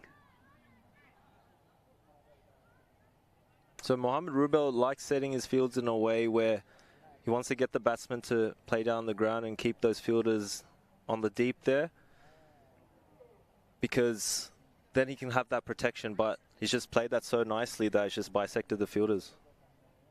Yeah, it was right out of the middle, wasn't it? So they're ready to go again after finding the ball. Oh, that's the one that goes away. And Hunt didn't know too much about that one. Rubel thought he was going to get a wicket, but it took the edge and splashed out behind point, and they got a single. Touchful on that occasion, that's what he's trying to do. Probably didn't execute it in the ball prior, but that's his game plan, and Rakibul has actually shown that today, and he's just trying to continue that momentum.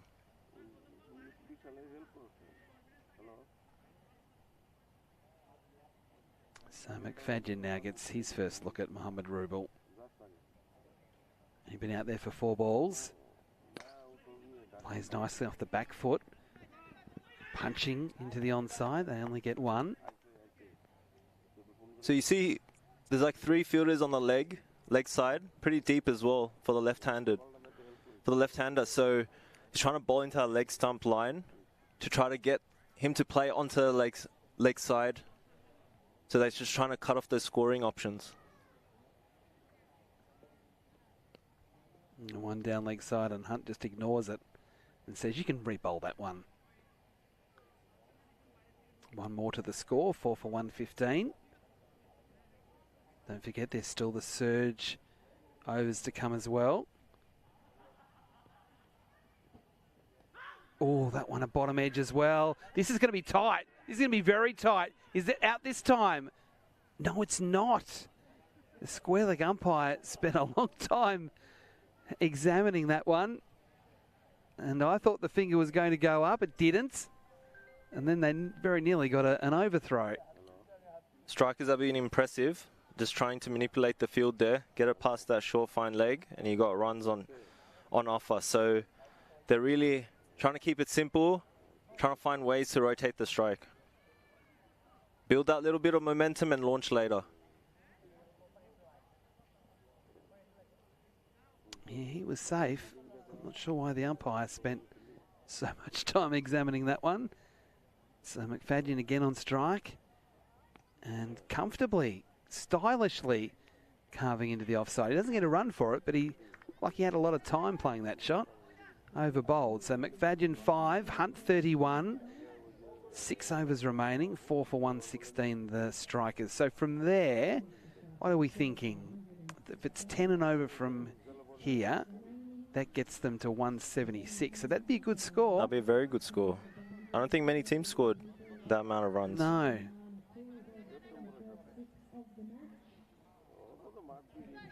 Let's see there on the replay that he was well and truly through. I thought the keeper was kind of running at the umpire to appeal. But he's actually chasing after the ball.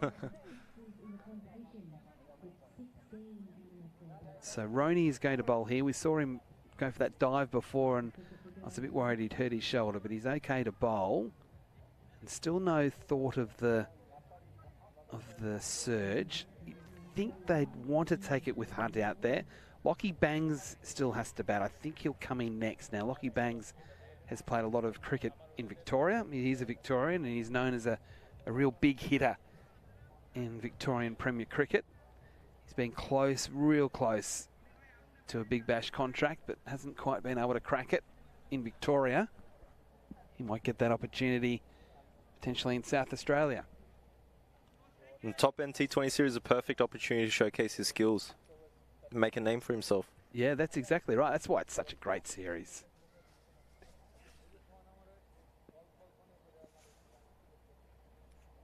So it's actually Mondal bowling now.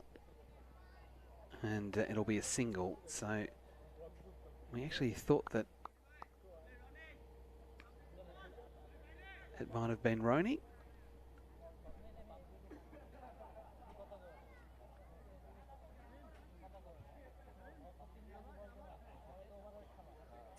Mondal's first over was a bit ugly. There's been a lot of change in the field. It helps right, left hand batting combination, just forces you to make consistent changes, and that can affect the fielding team.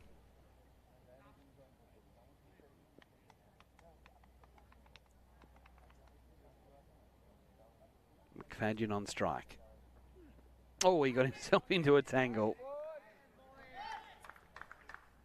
It's the problem. When it comes off, it looks great, but when it doesn't, it looks ugly.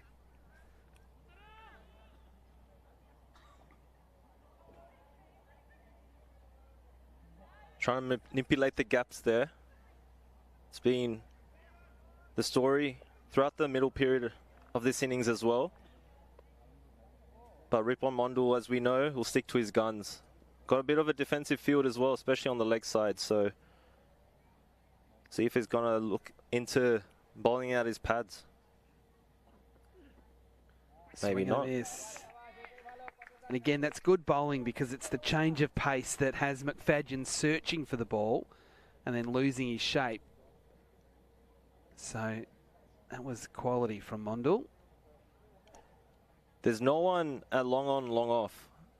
There's a long on that's a bit more towards, I guess, heading towards maybe cover. Yep, I like this field a lot more for McFadden, particularly having that protection at backward point. Means the bowler can be a little bit less predictable. Definitely doesn't want him driving. Oh, a bouncer. A quick bouncer as well. It's called a wide. Mondal's not overly impressed by that one, but that was a quick delivery. You could hear the grunt from here. It was the real effort ball.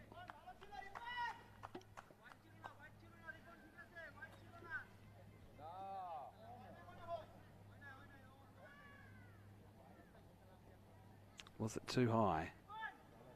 Yeah, I think That's fair enough. So the Bangladeshi players were saying it wasn't a wide, more so out of just trying to hype up the bowler, you know what I mean? Yep. Just trying to be positive, stay positive. With a positive mindset, it helps, because bowling can be stressful. McFadden waits, cuts gloriously through the offside. What a shot! Great effort in the deep, but that was laced through the offside. It's one of the best shots we've seen so far in the tournament.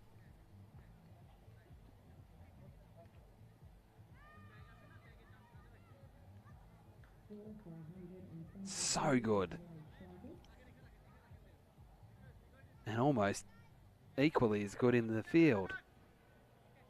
The athleticism of Shamim.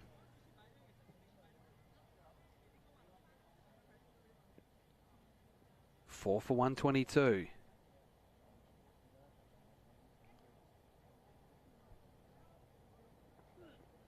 Cuts again. More work in the deep. Cuts it to 1. Got to be good in the field in 2026. You can't be a passenger.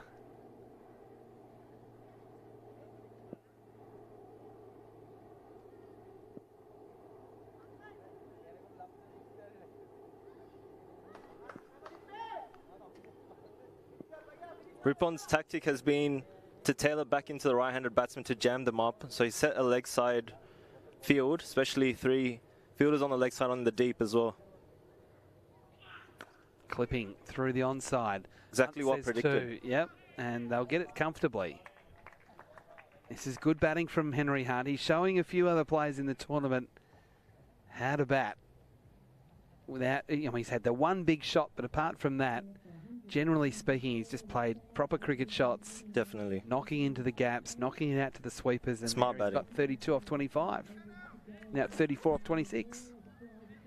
It's about pacing your innings. So when you set that momentum, get a few odd boundaries, rotate strike, then you'll just feel like you're in the zone, you're in your flow state, and then when it gets to those last few overs, then you can really open up. So if you actually get to the point where it's harder, obviously, as a batsman who comes into the 17th over expected to slog. It's always very difficult. You want to feel bat on ball. And so when you pace your innings in that way, when you're batting since, like, for example, in the 13th or 14th over and set yourself up for this situation, then you can do a lot better. So Adelaide Strikers have been pacing their innings well, despite, at times the wickets have been falling. So I just wonder whether they'd be thinking about taking the surge here, considering both batters have been out there for a while now. We've seen McFadden hit 2 quality cricket shots out to the rope for 4. Maybe they wait one more, but I'd be very tempted while they've got 2 established batsmen at the crease. But they're not going to here, at least. Especially with McFadden, just to allow him to open up a little bit, especially being a big hitter. So that's definitely an option. No, that's a fair point. As I said, Lockie Bangs can really bang it. he can really hit some long balls. So they have got him still to come. Defensive field. Just trying to protect the boundaries here.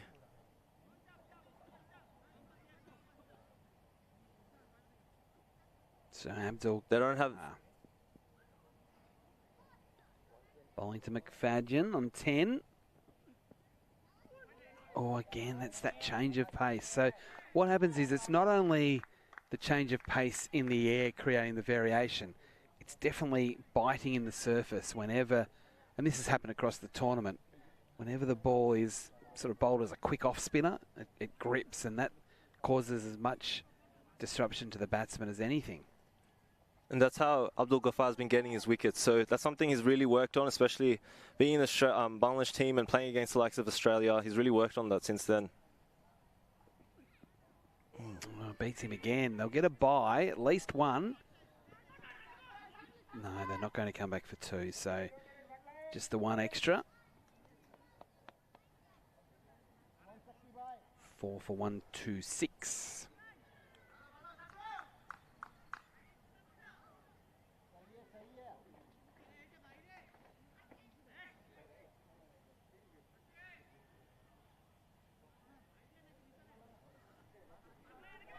Yeah, very interesting background. Abdul Ghaffar started at Sadpur Railway Ground, 3rd Division cricket, then Ghazi Tyres, then Kakrail Boys in 1st Division, and back to Ghazi Tyres, and then promoted to Tucker Premier League, which is basically our List A equivalent here in Australia.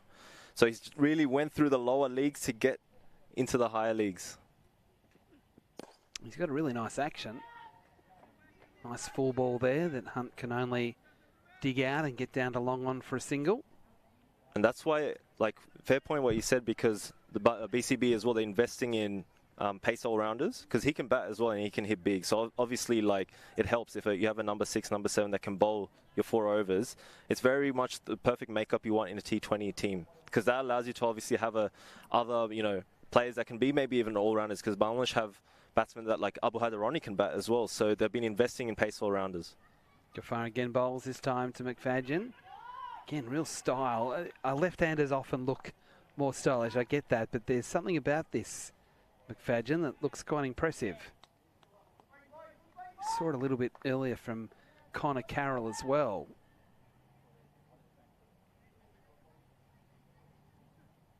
He opened the batting for the Strikers tonight.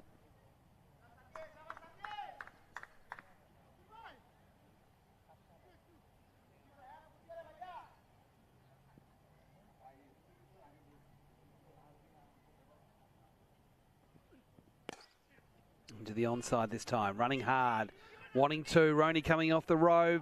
He throws to the Strikers' end. They can get back for 2. There's nothing really that Roney could have done then. He's fielding right in front of us, so we can't criticise him. He might get a bit upset with us, but he did have to come in quickly from the rope. It's a big boundary out to mid-wicket.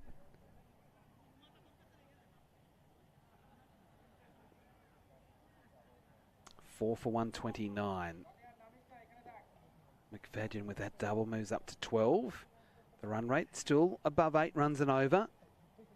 With 4 to come, plus 2 of those will be surge overs. So they really have set a good platform here, the Strikers. 2 fielders on the deep on either side of the wicket. Again out to Roney. This is hit harder, so they will only be able to get 1. So slightly defensive field here, and it's interesting, they actually have a 3/4 mid-on. They're not directly on the boundary, but they're not close either. So are they there catching, or are they there stopping 2? That's a good point. I think he's trying to cover both sides of the wicket around the straighter region of the pitch as well. So I think maybe a bit of both, just to quickly run back if it goes over his head, so he can get to the ones that the batsman might target, but then also block off the singles as well. So little interesting tactics here, because I haven't seen that in the last few games as well. So maybe just kind of trying to bait the batsman into hitting it over his head.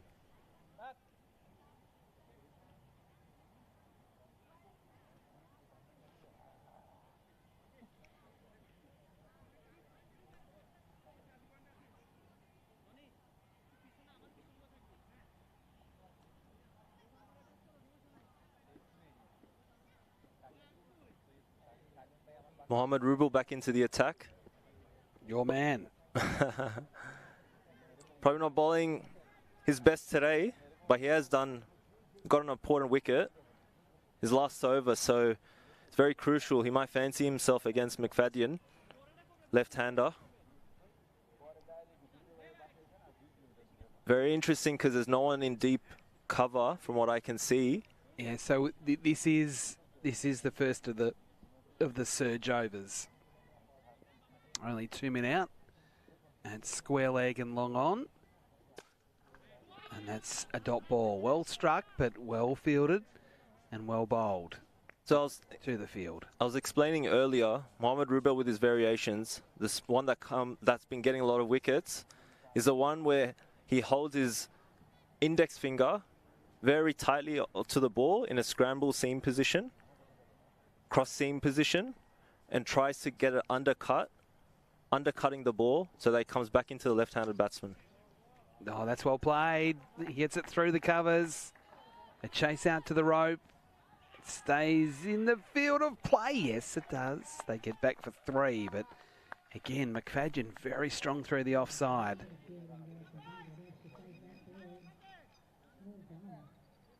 considering they've still got 6 wickets in hand with only 3.4 overs remaining, you really can take some risks now, even against Rubel.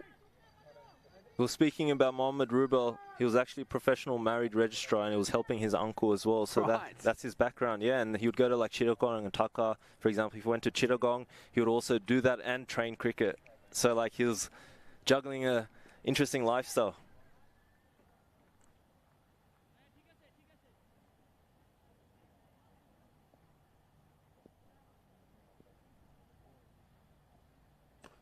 We couldn't quite get under that, and they don't get a single. Hunt was trying to lift it away on the onside. You're like the Bangladesh version of Bharat Sundaresan, the one who knows everything about the Bangladeshi. I actually bumped into him the other day at Mackay, so it's interesting you say that. I'm sure Bharat's listening or watching the coverage. Now he does get a good piece of it, but not enough of it, and it's been taken in the deep. Rubel gets a second wicket, and he gets the big one of Henry Hunt, gone for 35, and that is a bit of a game changer. He tried to lift the last ball away on the onside and was unsuccessful. This time he got more of it, but not enough of it. And now the Strikers 5 for 133, and the Bangladeshis know that's a big wicket in the context of this match, a big moment in the context of this match. I'm a bit surprised because I think he was looking to get a bit more finer, but he was straight down the fielder's throat if he's trying to loft it towards that cow corner region. And this is a tricky thing about the power surge, is because it's like mentally as a batsman, it's like you have to make use of it. So mentally you're thinking there's that little bit of pressure weirdly enough to hit in this situation, right? And sometimes that's not a good mindset to be in. You want to be in a calm mindset as a batsman, feel in that flow state and make best decisions, because obviously as a batsman, when you're in that calm mental state, you can make the best decisions. So a bit of anxiousness to feel like, oh, I have to score hypothetically like 10 runs or 12 runs in this surge over can play into the bowling team weirdly enough. And you've just seen it now. Like felt like he had to play that kind of shot in the air to get some runs, because he maybe felt like he wasn't maximizing. As you see, only 3 runs off this over so far. So these little mind games is very fascinating with T20 cricket. Yeah, and precisely why I think teams have got to be a bit braver and keep fielders in, because the surge creates wickets. And so I just don't understand why teams don't bring the field in more often. Oh, what's that? First ball. And Lockie Bangs slips over, trying to play away on the onside. That wouldn't have been a very good way to get out. Check your spikes. Pressure's on. A lot of pressure on Adelaide Strikers right now. This is Rubel's last ball of his spell, the danger man. Can they get through this ball? Bangs on strike. Bangs back to the bowler and outs. And Rubel's got 3 again. And he is having some sort of tournament. Bangs gone second ball, and Bangladesh go bang bang. Quite incredible, because Rubel probably wasn't bowling as well as he has in the last few games up until literally this over. It takes only 1 over to change the momentum in the game. Well, he's missed out here, Bangs, in the surge, and that one just curved back in, jammed him, and he's just hit it straight back to the bowler. You can see here, watch it come back in, and that obviously wasn't where Bangs was trying to hit the ball, but it was because of the curve. Exactly that, and you can see he's trying to make space for himself. So I think like this is what I've noticed, is the Adelaide Strikers are planning for Mohamed Rubel. Maybe it hasn't worked in this over, but you can see that they've been adjusting for the ball that comes back in. So it's trying to create that space, but then Mohamed Rubel adjusted just a bit more and has done the trick. Look at that, first surge over, 2 wickets and only 3 runs. Incredible. So probably the best over in the game. How weird is that? Just talking about the Strikers being in a position to get somewhere near 170, 180. Now they'll do well to get to 160. Bangladesh have had an interesting few games, because there was periods where it's like, oh, they're letting the game slip away from them. And there have been moments in this innings as well, but somehow they just find a way. That's a sign of a good team. You over. Oh, that's a full toss. That's been smashed backward of point, and I reckon that's a no ball as well. It is. So McFadden dining out there. Couldn't believe his luck. Just using the pace with a chest-high full toss outside off stump. All batters like that. And that was not from the playbook there from Ripon Mondal. And as a result, McFadden gets to 20 and now gets a free hit in a surge. I think he might be bowling a bit fuller here. He's got protection, 2 on the deep on the leg side. So I think in this ball, let's see, maybe trying to bowl in the block hole. Oh, that's over the top again. That's 4 more. Great start to the over here for the Strikers. So they missed out in the first surge over. They're not missing out here. Essentially, that's 9 runs from 1 ball. It's easy pickings. I'm not bowling and not executing to his plans because he's literally letting McFadden open up his left arm on the offside, just opening up there, as you can see, because there's literally no fielders on the deep on the cover region. And that's a risky operation in itself because we know he's good through the offside, but the Bangladeshis want the deep fielders on the onside. Oh, he lost his run. So yes, with this being a surge over, the 2 men in the deep are at square leg and mid wicket. Almost sort of backward square leg and forward square leg. But from what we've seen, McFadden wants to go through the offside, not the onside.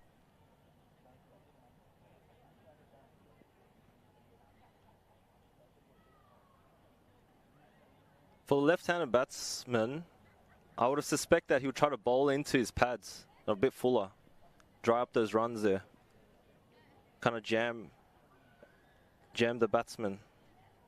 We'll see what he does now. He's been bowling a bit too wide here. Might be a change. Yeah, he definitely, Mondal wants a man out. There we go. We are going to get the man out on the offside. I think that's sensible. I think that's the right play. And as a result of that, backward square leg has to come inside the circle. So the 2 men out now, cover point and forward square leg. Both kind of square on either side of the ground. Mondal bowls. Firmly struck up to mid-off like a rocket that came off the bat. But they can't get a run. It was hit too well. Like the look of McFadden. 6 for 142. 2.5 overs remaining. 2.4 to be exact. See Mondal using the towel to dry the ball. Dew is already becoming an issue.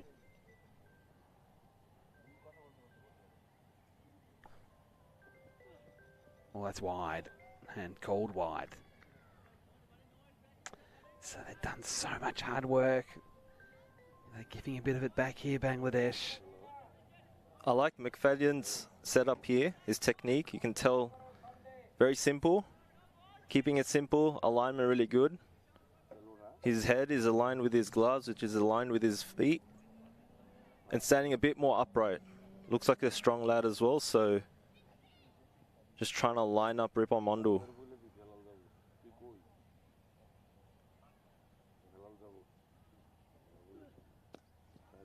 Oh, that's into the gap.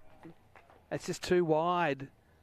And it will be kept in the field of play. They've got to, and that's all they'll get. So that's actually well fielded.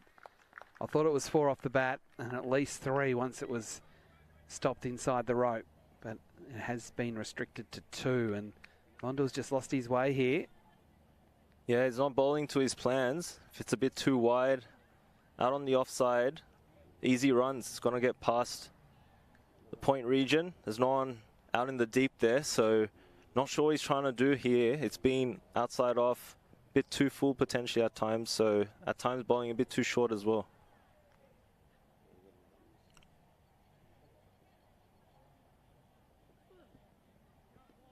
Oh, no. Like, I get what he's trying to do.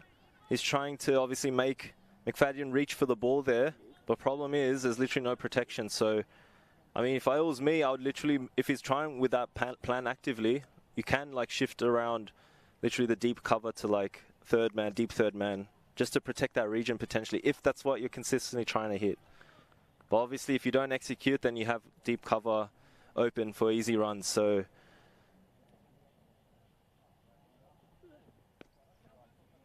just a single. There's still 2 balls left in the over here. Feels like this over's gone for about 10 minutes. Interesting glasses set up in the dark.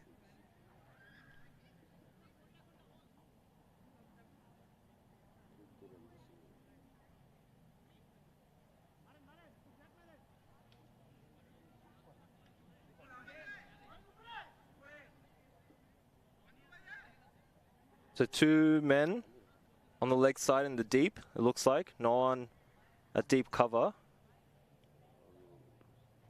Probably looking to go to his stock delivery in these overs, which is Fuller at the stumps at the leg side. Oh, very nearly a spectacular catch, but instead it goes out towards the rope and gets there. So execution not there.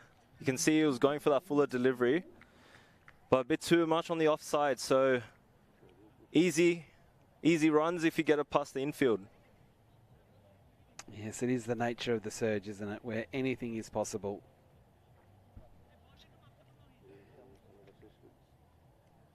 Two overs remaining after this ball.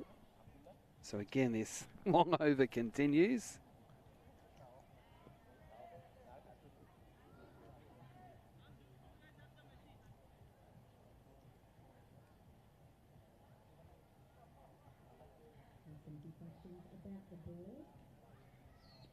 Have a look at the ball here. Little break in play.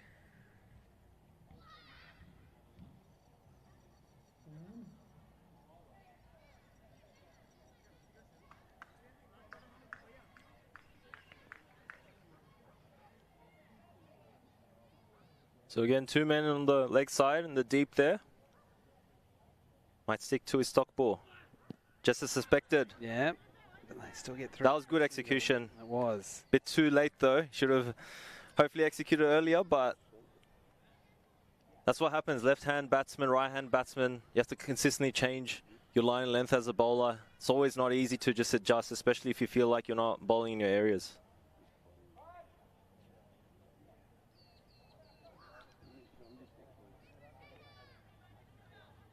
Irfan Shukur, the captain, trying to stay upbeat, trying to be positive.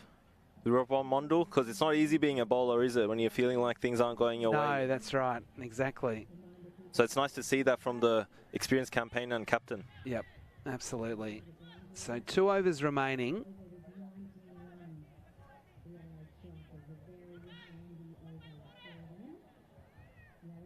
You can see there, 6 for 152 with McFadden on 27 and Dylan on 4.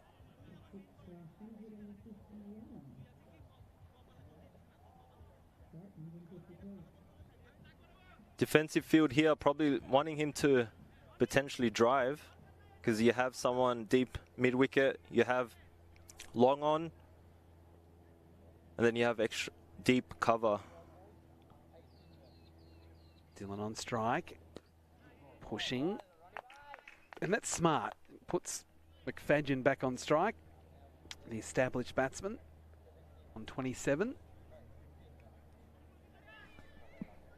And it's probably out of play, that 180 that we talked about, but 170 is still definitely in the frame, particularly if McFadden can get a few away here. It's much harder now the field has gone out for the surge to find the boundary easily. There's still some gaps. He'll know where they are. It's still all yelling at each other where to field, where to be standing.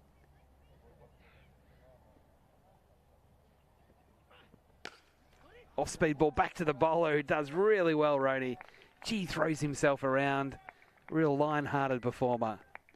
I should probably say when it's Bangladesh, a tiger-hearted performer. That's why Ronnie is trusted with the death overs with his change-ups. Especially he can get that away swing if he's bowling seam up. I hope he's okay here. I hope he hasn't like split the webbing or done some damage to one of his fingers. A lot of breaks in play today. Yeah, it feels like that, doesn't it? So we started at 7 o'clock local time. It's still only an hour and 40 to get to this point. That they kind of get away with it at times because of the amount of spin that they bowl. That ball's hit that hard, it almost knocked him off his feet. There you go, the magic spray. So I think we might need not so much the magic spray, but the insect repellent.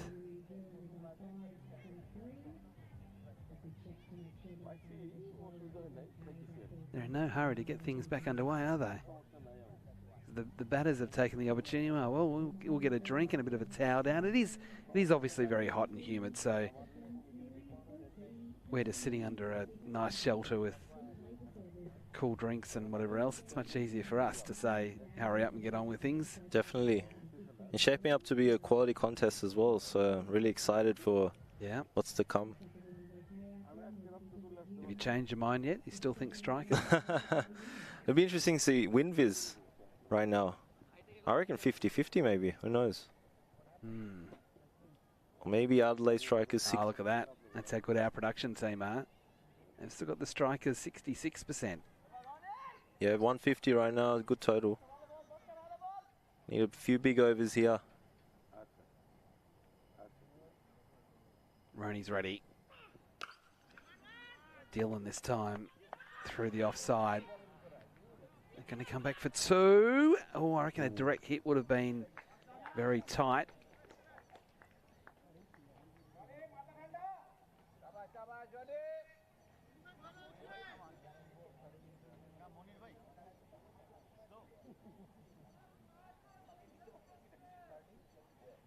Constant changes in the field today, all throughout the innings.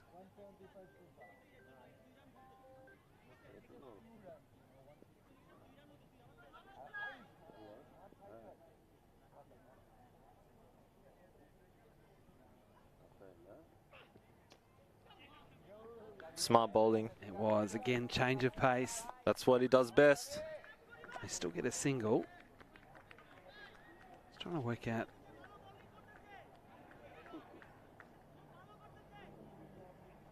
Palakortese means doing well. So a lot of hyping up from the Bangladeshi team, supporting the bowler here. Yeah, so that was McFadden on strike there, getting the single. Got a bit mixed up. But now it is Dylan on strike. The right-hander.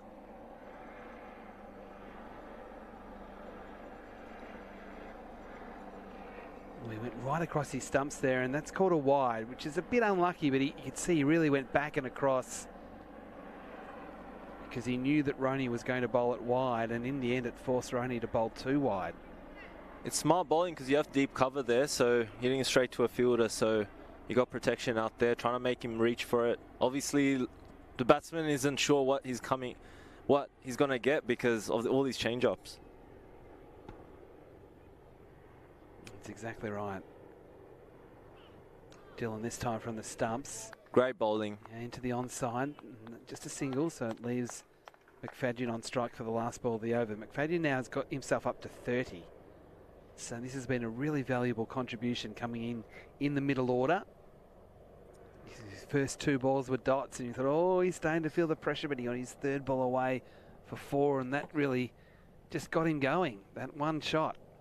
McFadden is really building a nice innings here. Kept it simple. I like his setup as well, so you can tell he has that base to really hit big if he needs to, but he's also manipulating the field at the same time.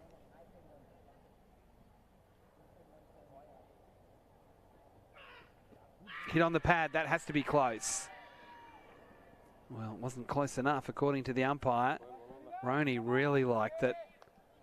Fantastic bowling. Literally, you don't know what he's going to be bowling because he's bowling one very wide and it's slower. He's bowling into like a Yorker length and then it's slower. So literally don't know what you're going to get as a batsman. You be the judge at home. Yeah, That's down leg side. I got sucked in by the bowler. The funny thing about that was he was so confident. He's carrying on. Then he says to the umpire, was it down leg? And the umpire goes, yeah. He goes, yeah, I thought so. As I say, sometimes, like me playing club cricket, you appeal loud enough or hard enough, you never know what the decision is, so always just do that. Almost pressure the umpire to give it out, do that trigger finger. That's not playing the spirit of cricket. No one does that, Tanzim. Abdul Ghaffar to bowl the last over. 6 for 159, so that 170 that we're talking about absolutely in play. 180 was the other number that we spoke about. That's probably a little bit out of reach. But 170 would really set things up for a terrific chase. Make or break over. Slow ball, inside out, over cover, into the deep. They've got one, that's all they get, so that's a good result for Bangladesh. This is a very important over in the context of the game.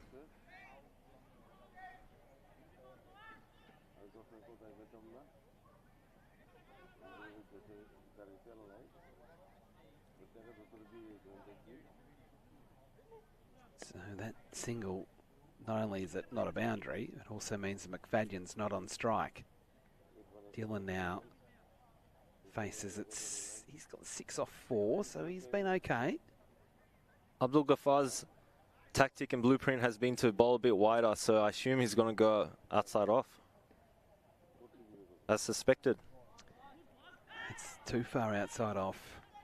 It's not bad tactics, because obviously you got that protection. You're in your last over. You want to protect those boundaries. So if you make the batsman play into the area you're bowling into and you got protection there, obviously you dry up the runs. So execution wasn't there, obviously, but you can see he's probably going to persist with it, considering how he bowled it as well in the last game.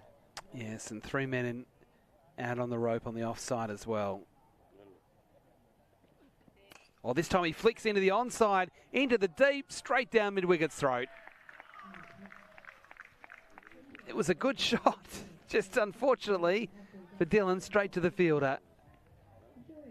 And the Strikers lose another wicket, and McFadden, he's stuck down the non-strikers end as well.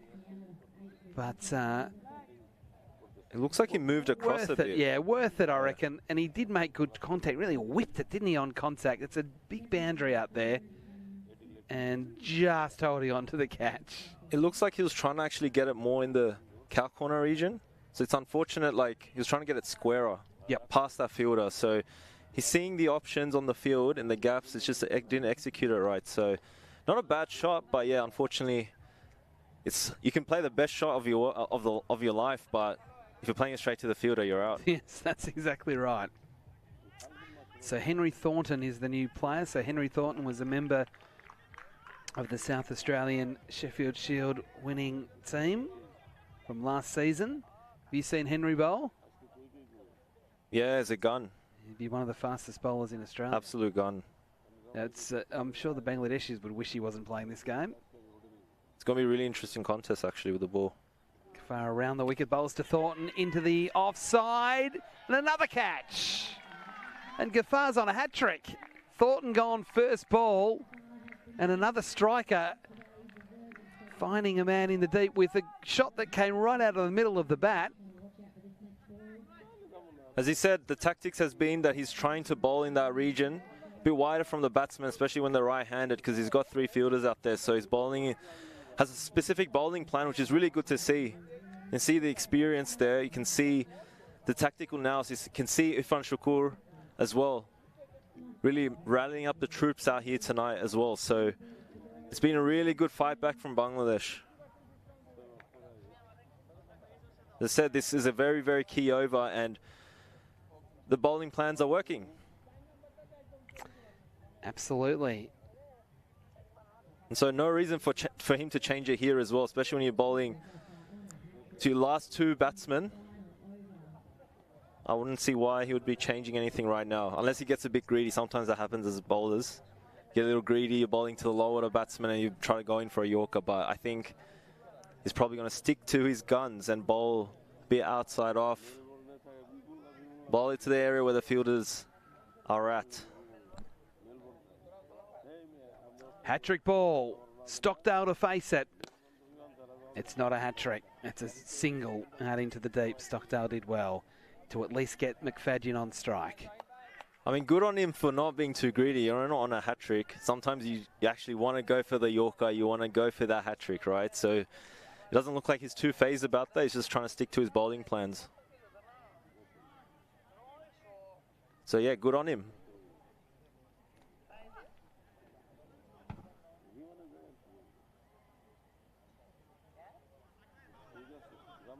.170 still in play, but McFadden would have to get to the boundary probably twice. Slight change in angle as well, so this should be good. Especially the McFadden left-handed bat. Bowled, chopped on. Gaffar's got 3 and 4. When he busts out the Ronaldo Sui, you know you've done well. They've fought back really well here, Bangladesh, late in the innings. And another chop on.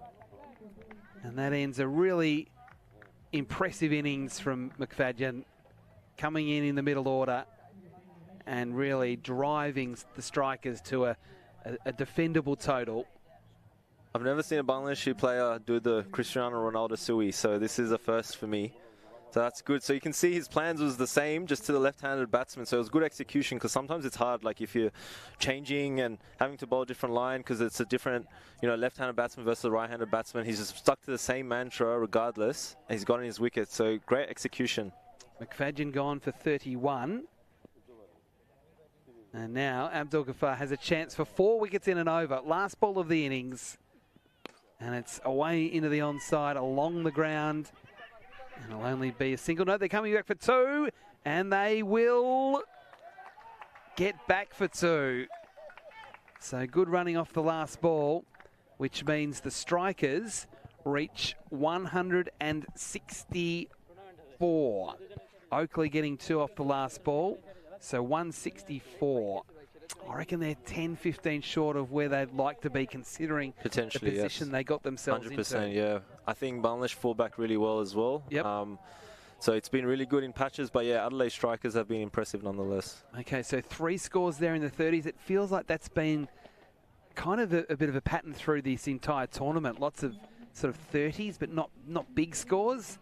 So 38 to Kelly, 35 to Hunt, and 31 to Noah McFadden. That really kind of stood out because he was in that middle order where it wasn't necessarily easy. So that was the batting. There's the bowling, and I'll get you to, Tanzim, have a look at that, because there was lots of different contributions. So Ronnie was really good in the death as well. You saw his change-ups. That really set the momentum, actually, and then Abdul Ghaffar kind of came in right at the end. And Ramad Rubel has been really providing the breakthroughs as well. Early on, when he looked like he was getting hit around a little bit, he really provided that breakthrough. And towards the end as well, when he came back for the surge, that changed the momentum. So yeah, it's all about passage of the plays and trying to change the momentum, essentially. So as we see the highlights of the innings, and there was a little bit of luck for Rubel as well. One thing that must be said about Rubel is that as he starts to take more and more wickets, it gets harder for him, because people start looking at 100%, a lot yeah, more that's the problem. Forensically, and the pressure of expectation from his teammates, Exactly. himself, even all his supporters back home. So that creates a different thing for him to have to And you deal can with. see that with Adelaide Strikers. You can tell, like, the left-handed batsmen aren't playing outside off, like aren't playing those kind of cover drives or those dead ball blocks. They're actually trying to play cross bat, waiting for the ball to straighten a little bit or cut back in. So you can see that already. All right, that is the situation after 20 overs. The Adelaide Strikers send into bat 9 for 164. So when we come back from the break, it'll be Bangladesh netting 165 for victory. We'll be back soon. Oi, oi! Have you heard what everyone's been saying?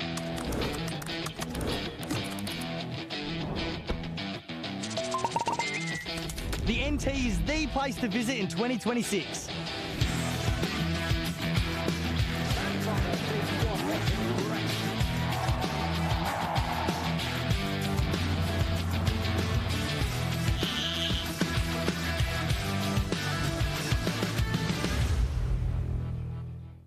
Students score big in Australia's Northern Territory. Discover the perfect pitch for your next chapter and open a new innings for your career. Join a vibrant community with world-class opportunities and enjoy our laid-back lifestyle while pursuing your dream field. Break free of the boundaries and hit your future for 6. Study in Australia's Northern Territory. Cricket taught us to chase boundaries. Out here, you'll find new ones. From hot springs to hotter curries, the Northern Territory surprises at every turn. Adventure, culture, food, it's all here and it's all real. Not your usual holiday, not your usual Australia. New boundaries, new territory. Australia's Northern Territory.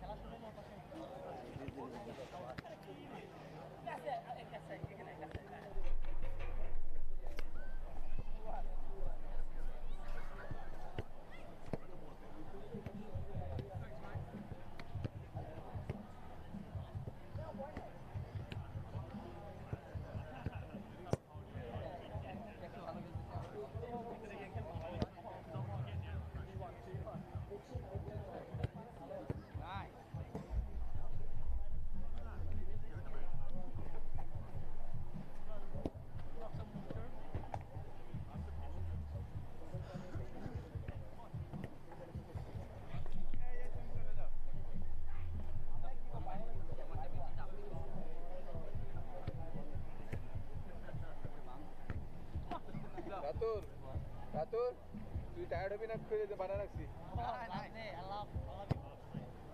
Shot এটা দেখে শক্তি বেড়ে গেছে গা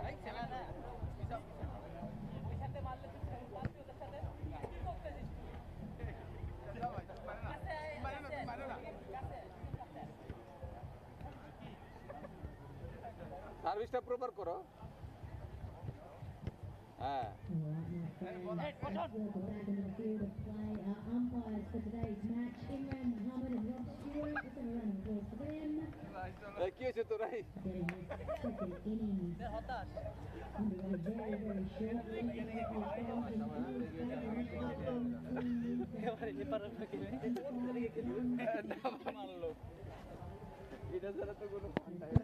দুইজনটা এখানে রেখে এটা খেলি In the top end series.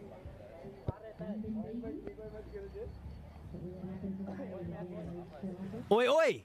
Have you heard what everyone's been saying?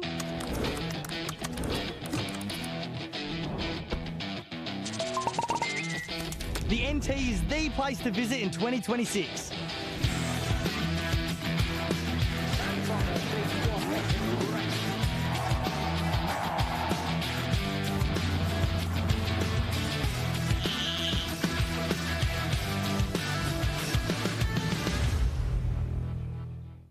Students score big in Australia's Northern Territory. Discover the perfect pitch for your next chapter and open a new innings for your career. Join a vibrant community with world-class opportunities and enjoy our laid-back lifestyle while pursuing your dream field. Break free of the boundaries and hit your future for six. Study in Australia's Northern Territory. When you move here, it's not just for work, it's for life. Here, culture isn't something you leave behind. It's something you bring with you and share. Great jobs, no long commutes, and weekends that start as soon as Friday ends. From the red desert to the tropical north, this place doesn't just welcome you, it transforms you. Australia's Northern Territory. New boundaries, new territory. Welcome back to Darwin. Welcome back to the DXC Arena here at Marara, where we have got a really interesting run chase to come. The Strikers making 164, which means Bangladesh obviously need to make 165. And Vadia is going to bowl the first ball to Alam of the chase. And straight away, that's close. And it is out. First ball. What a start to Vadia. What a start to the Strikers. I think he hit that. It looks like he inside edged that, but we'll have a look. He looks very disappointed. It looked like he hit that. He certainly does look disappointed, but he has to walk off reluctantly. Let's have a look at the replay. Ooh, no, he's missed it completely. Yeah, it doesn't look like he has. It's very hard to tell, obviously. Might get a better Yeah, he didn't hit that. It's the way he was looking, it was almost like in distraught. Well, I think he's just shocked. First ball of the innings. Yeah, he's disappointed. He was obviously yellow cap holder 2 matches ago, and yeah, it's cricket. Get out early last game, and today is our first ball. It's crazy, huh? That is cricket, isn't it? Yeah, you can be top high run scorer in the comp, and then 2 games later, you're our first ball of the game. So the absolute perfect start from Vadia. And Alam is on his way. So, yes, that makes things a little bit more difficult. Great tactics. Spin up first up. Getting the wicket. Left arm orthodox, obviously, the right-handed batsman. There's always a match up there. Yep. They've done their homework. Adelaide Strikers, you can tell, they really thought about the strategies before leading up into this game.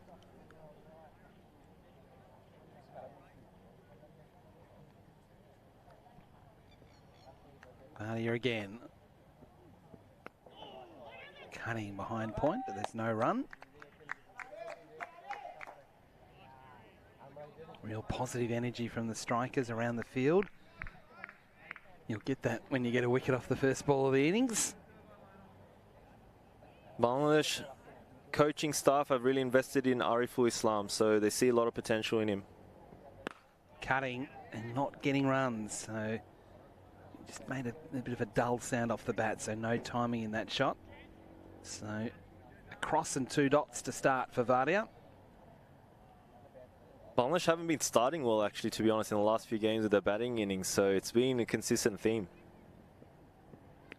That one down leg side, and that will be a wide. So Bangladesh start with their first runs courtesy of an extra.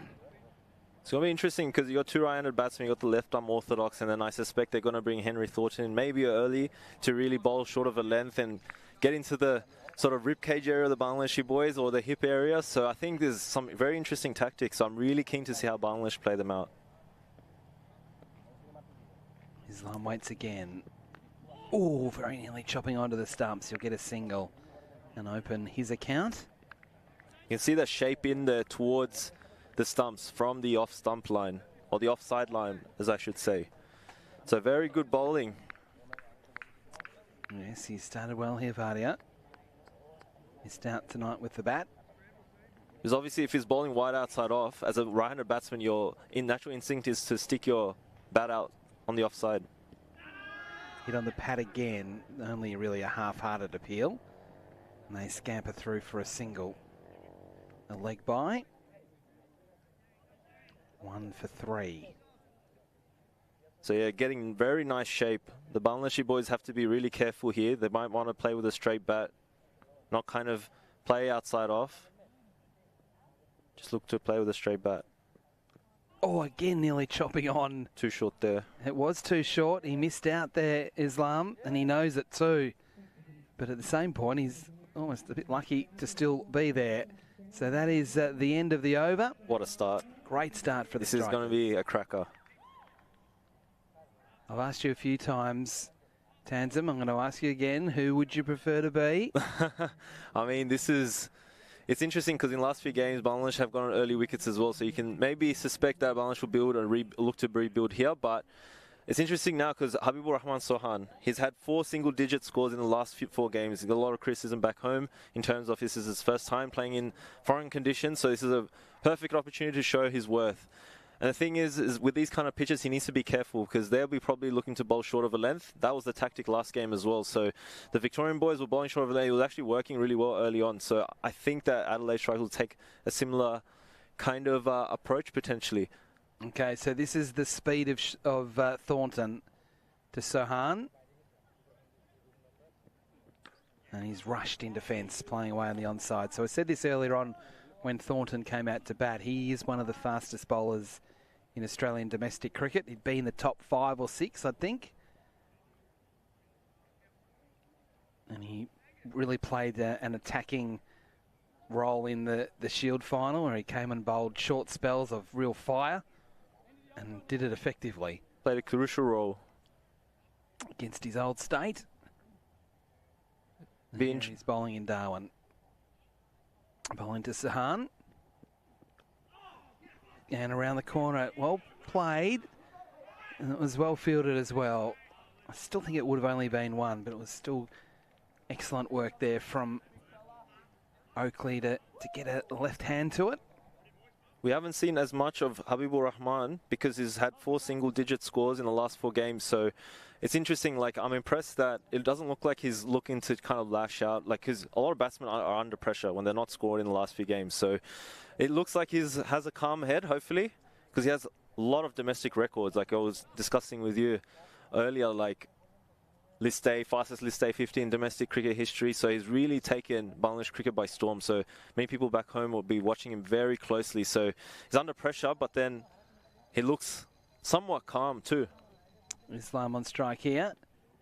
Pushing down the ground defensively, no run. So Thornton has started well here. And they're just being a little bit extra cautious, I think, the Bangladeshis against this speed of Thornton. So you can see with the field setting, they have someone a deep square or between like cow corner region and also deep fine legs. So I do suspect it'll be slightly shortish type bowling at pace.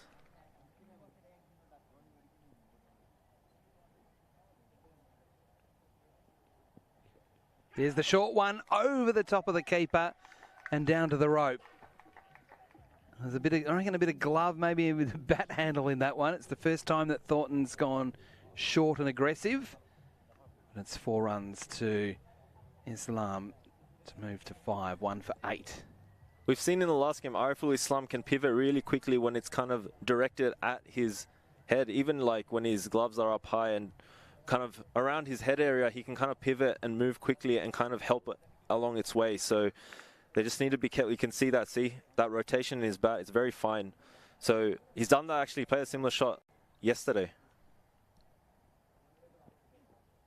Oh, that one beats him. He exposed his stumps there. That was a dangerous operation from Islam.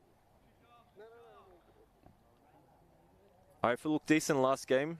Got out, but didn't look too bad at all. So I'm curious to see how he goes against such a gun in Thornton. Yes, it's not easy for Araful Islam.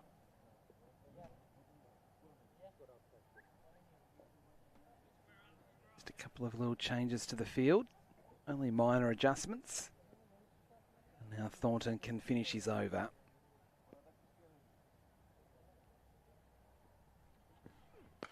Driving, backward of point, and that'll get there. So a good finish to the over. That's what happens with the extra speed of Thornton, especially in the first 4 overs. All you've got to do is get it in a gap and it'll probably run out to the fence. So a good finish to the over there for Bangladesh. It's a good shot. As I said, he looked pretty decent last game, so I'm sure he's really itching to show his worth and score big today.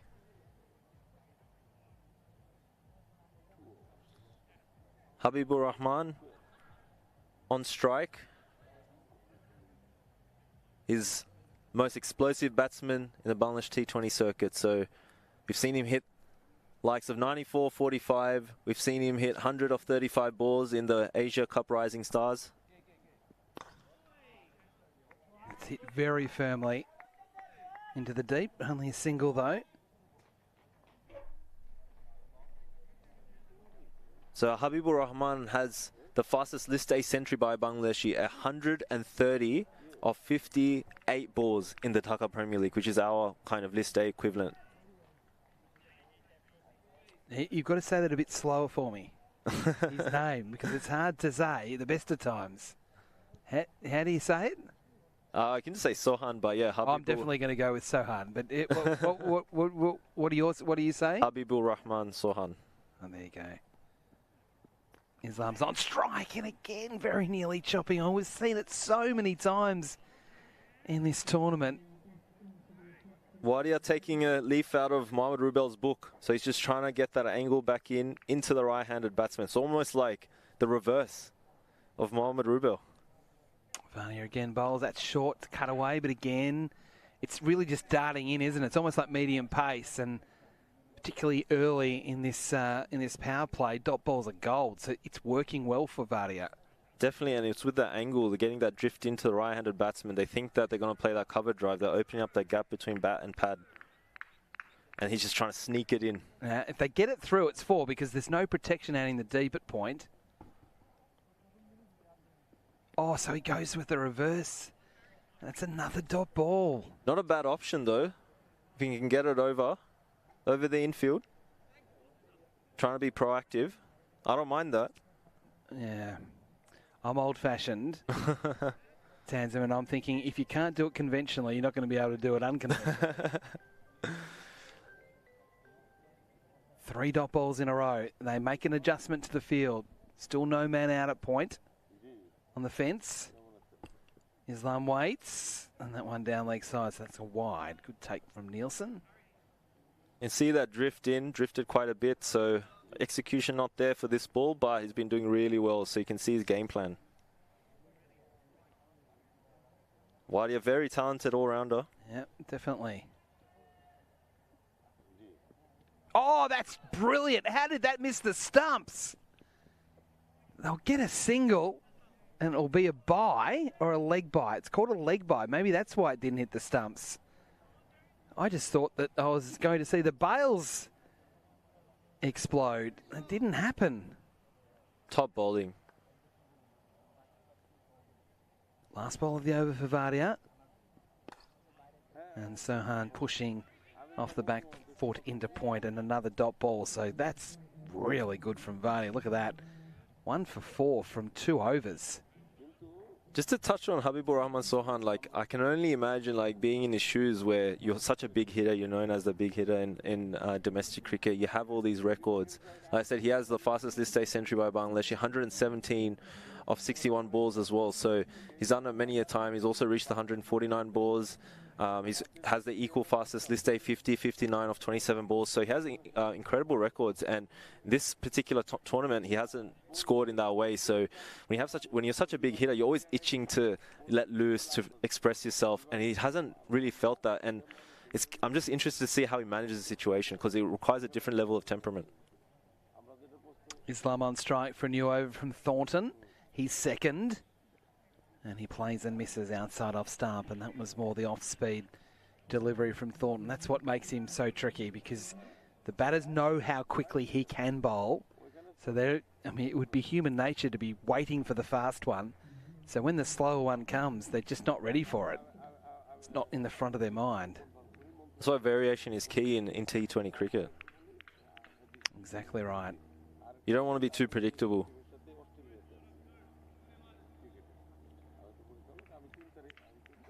One for 15 in the fourth.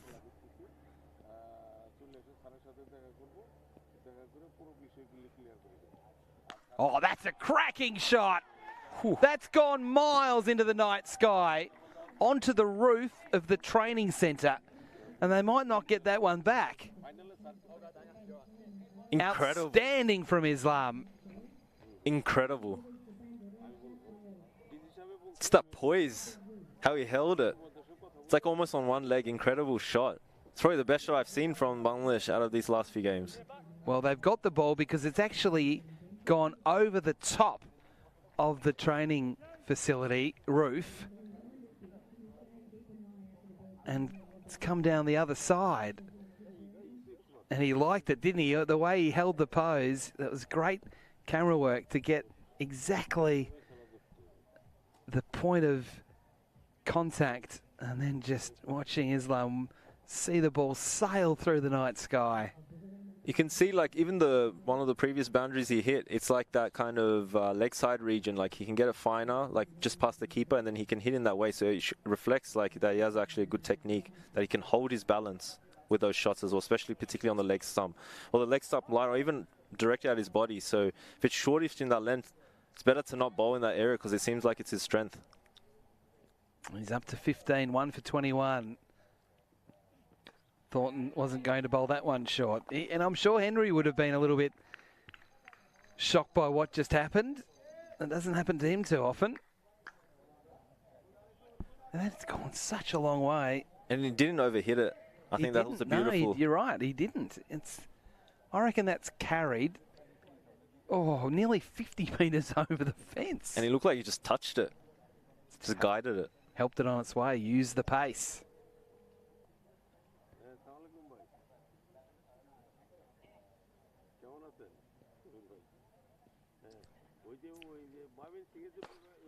On the front foot. No timing the shot up to mid-off. So as good as that 6 was, and it was one of the shots of the tournament, it is still 6 off 4 balls, and it's the last over of the power play. And you can see that run rate required sitting at, it's already jumped up to 8.81. And this is the last 2 balls to cash in with the field up. Yeah, it's a good comeback. It's very well said as well. It's not just about hitting the boundary in one ball. It's about making sure the rotation of strike occurs.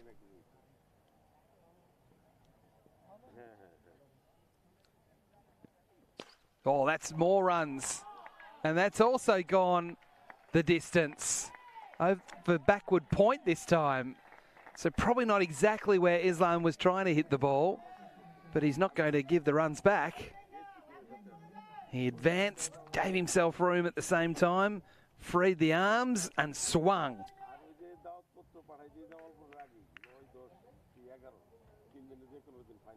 He knows he can throw the kitchen sink at that, especially with only one fielder in the deep out that way. So he really trusted his game to do it, backed himself. He didn't even have any indecision. Sometimes it's difficult when you're just charging down the pitch a little bit. It's easy to not back yourself in those moments, but he really gave it a red-hot crack. Last ball of the power play. He goes again. This one's high. It's not going to be caught. It won't go for 4 either. They'll come back for 2. What an interesting over. 2 sixes and a double. And 3 dots. It had a bit of everything, didn't it? So 14 runs off that Thornton over. And there's the equation. 136 from 16 overs, 9 wickets in hand.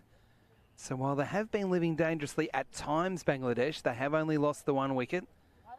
And as good as Vardia was with the spin, they've really benefited from the extra pace of Thornton, where we thought he might have been a bit difficult, a bit tricky for the Bangladeshis, especially with the dew coming in, so it's really flying off the pitch. But that's, from what we've seen at least, is actually helping Bangladesh.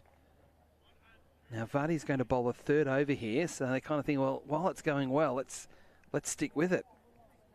As we spoke about Habibur Rahman Sohan, he's looking to really loosen the shackles. He hasn't really had that opportunity because he's been dismissed early in the last few innings. So I just wonder, look, even with good tactical planning from Adelaide Strikers, they've got fielders on the deep as well, long on, long off.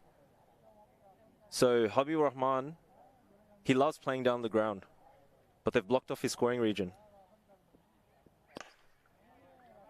Another dot ball. So Sahan's just finding it a little bit difficult at the moment.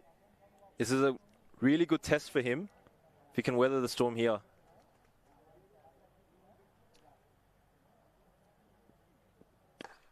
Cutting. They're going to take a run. I'll get there. But it's only 1. In those situations, it's important, if you don't feel like you're really flowing or let loose just yet, just rotate strike. The longer you stay out there, the easier it gets. So it's a good test for him in a different situation he's not used to. Dinking into the onside, a single only. Oh no, they're coming back. Oh no, they're not coming back. Now they're in trouble. They get back. All sorts of things were going on there.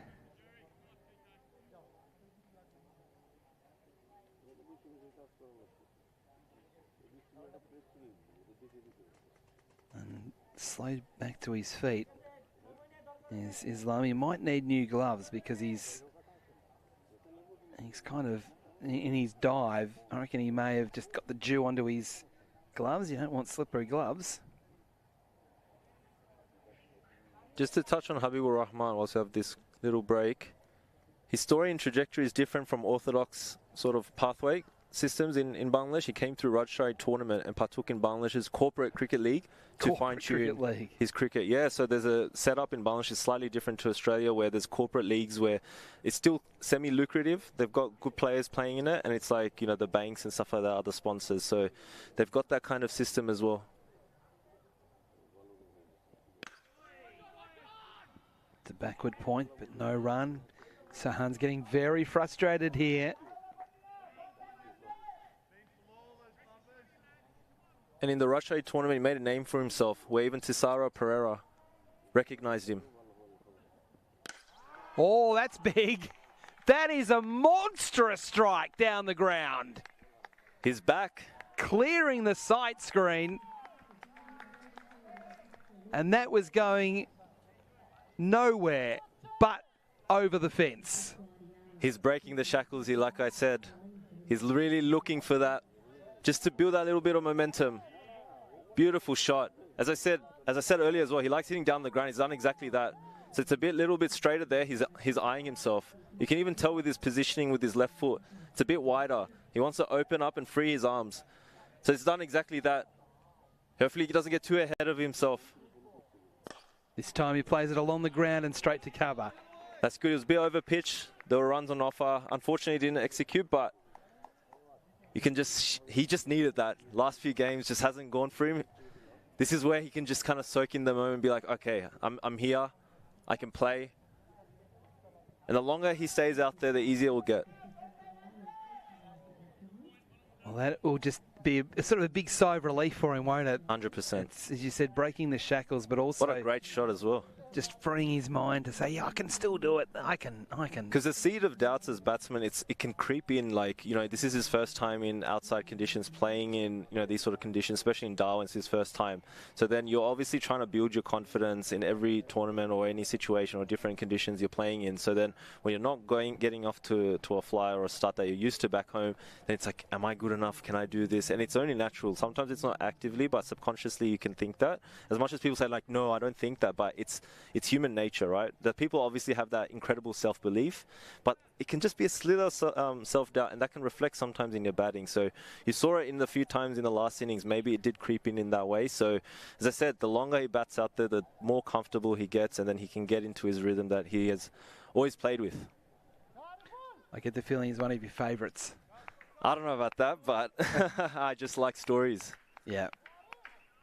So McFadden, who did so well with the bat, is now going to get his opportunity with the ball. He's bowling to Islam. And he's working it away off his hip past the square leg umpire for one. Oh, they nearly come back for two. It's getting a bit slippery out there in the deep. We almost had a big tumble. They've played some really good boundary shots. Stockdale that's bowling, not McFadden. They played some really good shots for sixes, but they still require run rates 8.56. So it goes to show how important like getting those singles and doubles are in between the sixes. Yep. That's exactly right. Because it's still an uphill battle. Yep. But definitely have a contest here. We do. 1 for 38. Stockdale again bowls. That's down leg side, and then it'll be a wide. So you can see even Sohan then, he wanted to get a bit of that. Yeah, see that whip? Yeah. Real whip, quick bat speed. Yeah, as I was saying, Sri Lanka's Sisara Pereira saw him in the Rajshahi tournament, and he wanted to get Habibur Rahman into Lankan Premier League. So unfortunately that didn't eventuate, but that's how highly he's been looked at, especially from international cricketers that have been there and done that. Sohan on 9. He has faced 10 balls.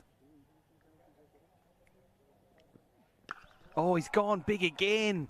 High into the air. It's down towards long on. Has it got the carry? He loves it down to the ground. He loves it down the ground. They have to be wary of him. And I think with Adelaide Strikers, because obviously they haven't seen enough of him because he hasn't scored as many runs in the last few games. But as I said, like he's always enjoyed hitting it down the ground. So if they can potentially block off that as a scoring option and potentially put those seeds of doubt into his mind where it's like, oh, I can't actually play that shot, I have to play something else. So I'm just curious to see that once that happens and then how he adjusts accordingly. So he got 2 there. Off the bat, it looked like it was going to be 4 more than that. He retains the strike into double figures, 1 for 41. Mid-on stays up, mid-off stays up. Oh, he's gone high again. That's coming towards us. It could be caught. Not quite. Great effort. Diving full stretch. Right in front of us. We had to... Well, we probably should have been a little bit more quiet there because we didn't want to put him off. But unfortunately, Oakley just out of reach. That was very risky. There's definitely a chance there. Again, low to high. You can see us in the background. It was in the air for a long time.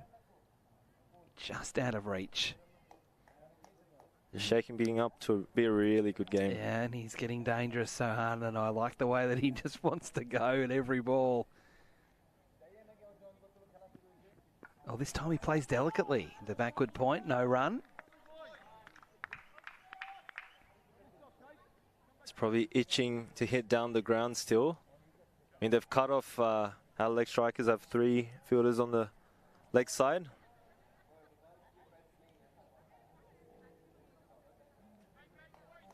There isn't anyone really on the cover region or on the offside. There's one really deep point, but there's definitely an option all around, long on off to the deep cover region if he gets it past the infield.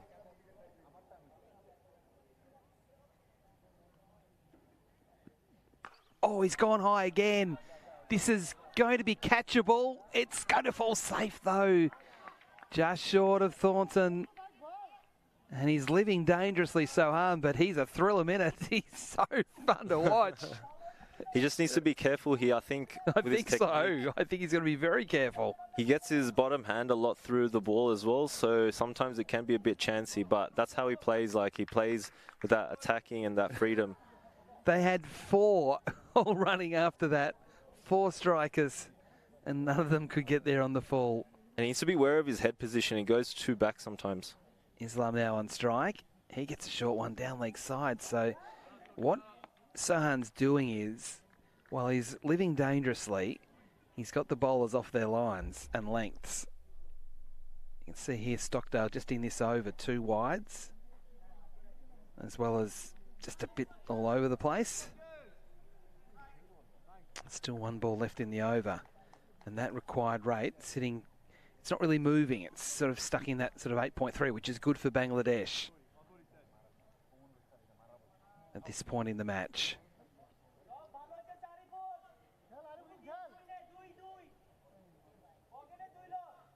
You can hear some from the support staff to the Bangladeshi batsmen out there. Another short one that's sort of ridden around the corner. They get 1, and that will mean that Islam will retain the strike. So after 6 overs, Bangladesh 1 for 48. They need 165 for victory. You can see the bowling card there. The wicket to Vardia. His first 2 overs were really good. His last one wasn't too bad, but at one point he had 2 overs, 1 for 4.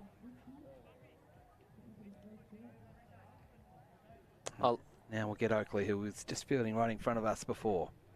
I like the way Ariful Islam played that last shot, because you can see there's fielders in the deep there, deep square leg and deep fine leg, so he wasn't trying to like lift it over in the way that he played his previous boundary shot for 6. He was trying to guide it between the fielders. So I think this goes to, like, I've been told that he's more of a student of the game. He loves like studying the game, reading about the game, so you can tell he's a thinker of the game, and he's been playing in such a elegant manner today. So keen to see how he goes for the rest of the innings.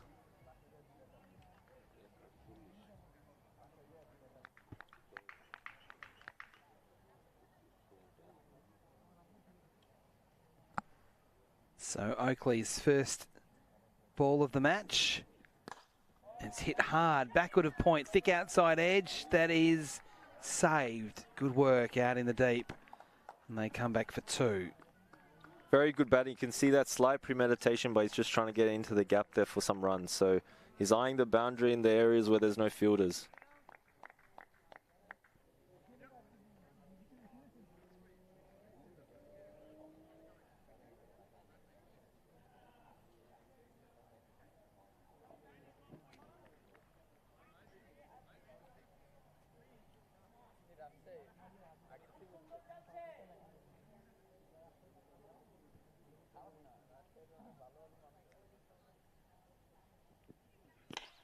Oh, it's a no ball. Unfortunate. Free hit. I want Sohan taking the free hit. Man, that's unfortunate. That was a great ball. Can't do much there as a batsman.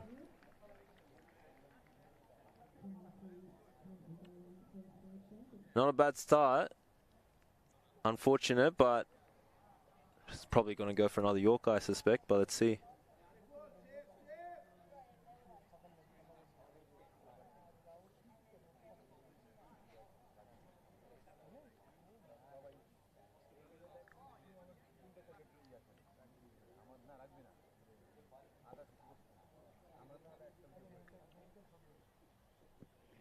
Oh, that's a quick bounce. bounce. That was good. Good change up.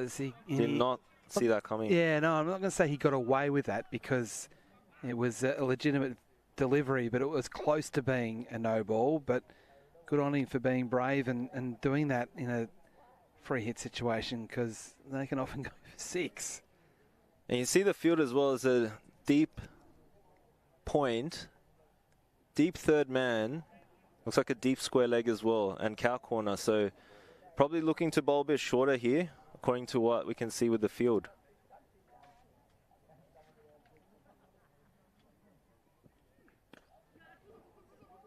He wants 2. I think he's going to be ambitious. Yeah, it'll just be a single.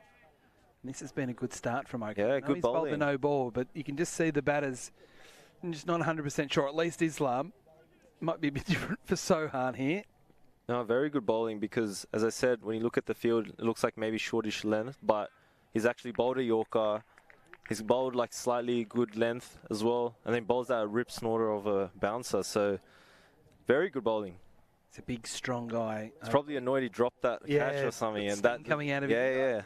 yeah. I think it was a bit harsh to say he dropped it. Yeah, true. That's true. It was close. Oh, Sohan's going every ball now. This one's gone further. That's into the crocodiles. He's broken the shackles, like I said. Oh, Amazing that's bat. so big. Incredible shot. As I said, down the ground. He loves playing down the ground. Alex Strikers have to really block that off. That's his zone. So they have to be really mindful in this situation.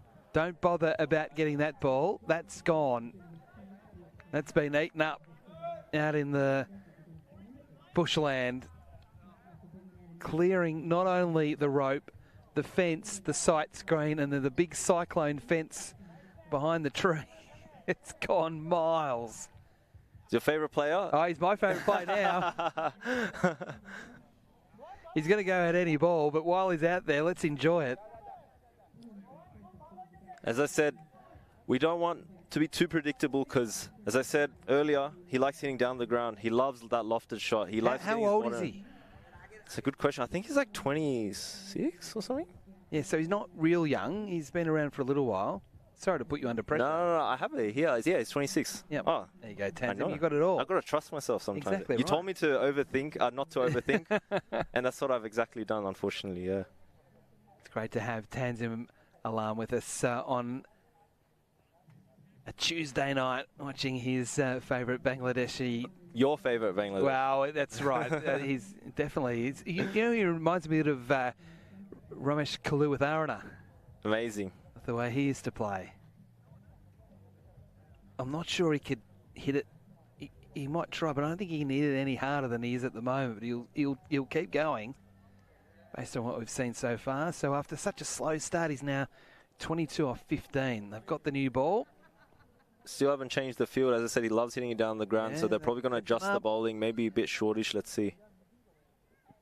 There we go. Oh, he's played the hook shot off the hip. So he likes pivoting. So on his back foot, he'll pivot and kind of help it across, you know, that region. So Ariful kind of plays it similar too. So they have that scoring option as well. I was worried he was going to help that on its way straight down the fielder's throat. It didn't reach the fielder on the full. So Sohan up to 23. Islam back on strike on 29. It's 1 for 59 with one ball left in the 7th over. So Oakley started really well. But he too is getting some punishment from these two Bangladeshis.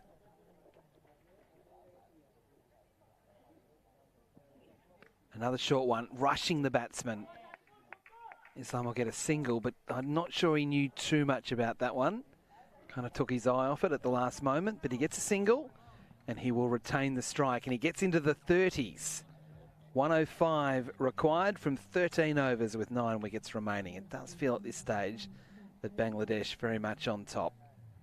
Bangladesh doing well considering there was a wicket in the first ball of the innings. Yeah, that's exactly right. A lot of boundary shots. Like, I haven't seen it in the last few games in this manner, but they've really opened up. Like in the previous game, they were like blocking, they were rotating 1s and 2s, and then later on, middle period or towards the end of the innings, they really went for some big shots, but they're literally doing that today. So it's interesting, like all three of their last few games, they've had different approaches to their batting. Like, for example, when in the second game, you had Sabir that made that crucial contribution to help Bangladesh win the game.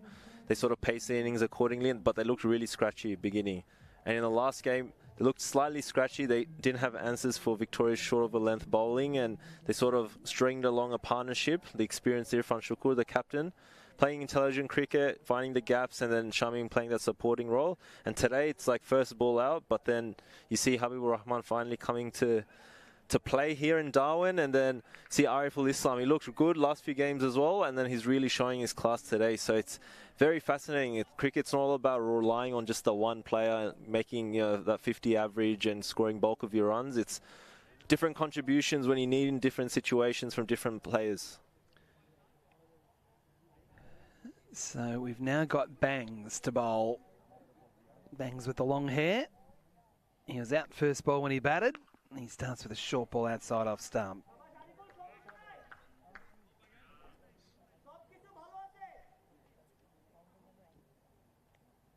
So we can hear from the coaching staff, Shopkichu Paloche means like everything is good. So they're just trying to hype up the batsmen, not get them too, because maybe they'll get a little frustrated. There's a few dots here, so just trying to calm the batsmen down here. Islam opening the blade. They're going to take the run. Good running. It was good running.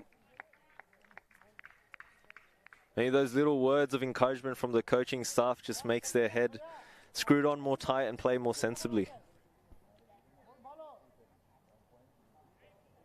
So Sohan back on strike on 23. So every ball is exciting at the moment with one field in the deep. Strike. Oh, he cuts and misses. He missed out there. That was there to be hit. And but they do have a fielder in the deep there, so it might be a tactic. So they just got to be careful. Habibur Rahman, obviously, they've noticed that he likes it hitting down the ground and getting those fuller balls. So they might be just doing a deliberate tactic to play into the game plan. So Habibur Rahman just needs to be very watchful here, play to his strengths, and be aware of the strategy. Oh, straight up in the air. He knows he's out.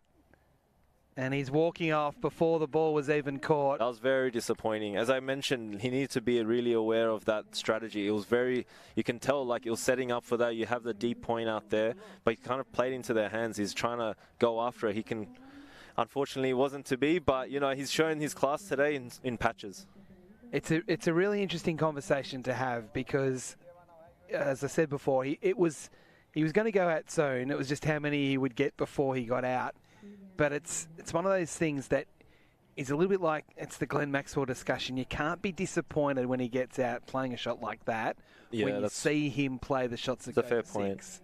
So you can't have one without the other.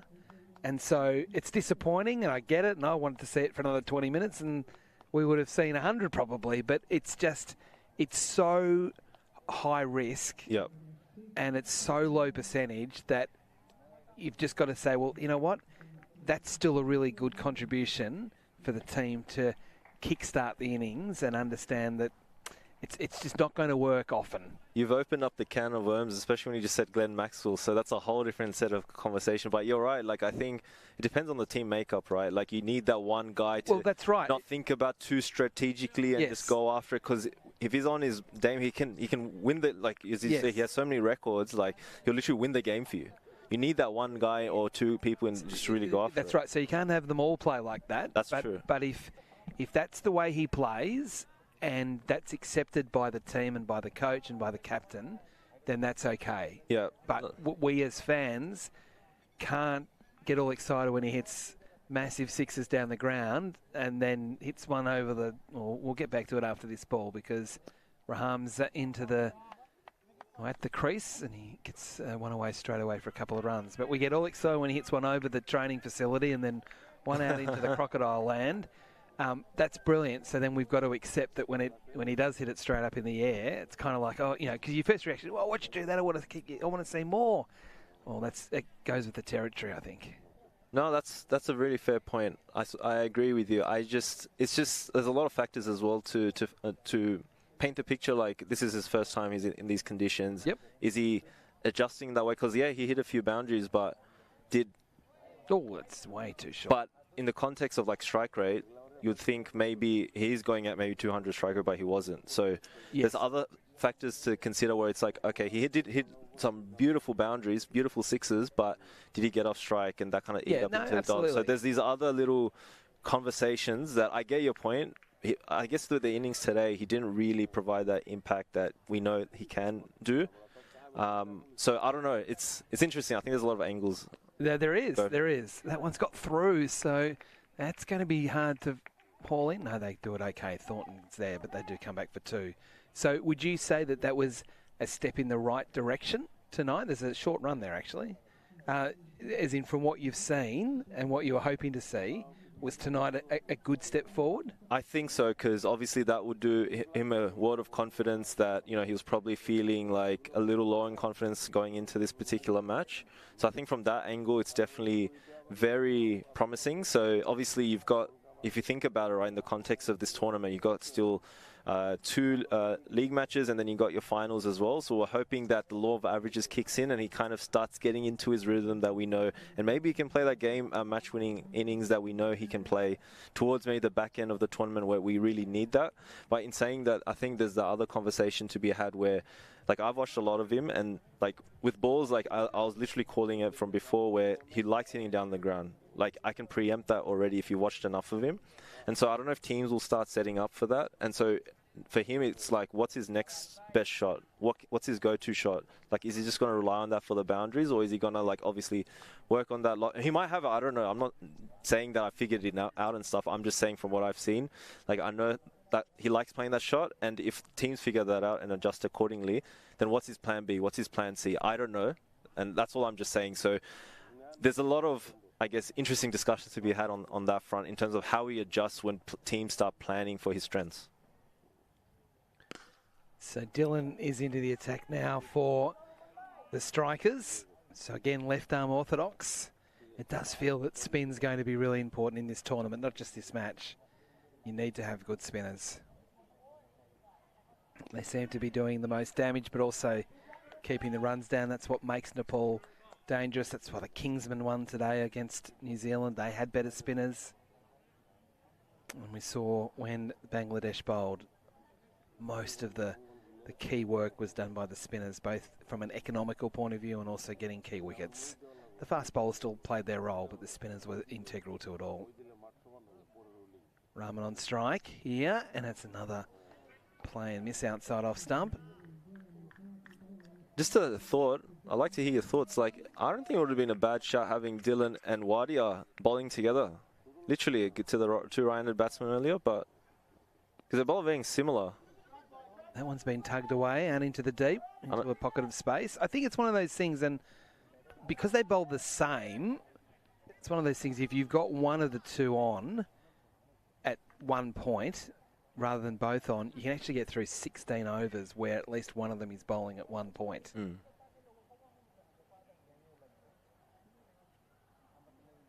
But if you had another spinner, you'd probably have them on together at times. Not sure. I know what you're saying. I'd like to have a little bit more of a look at Dylan before.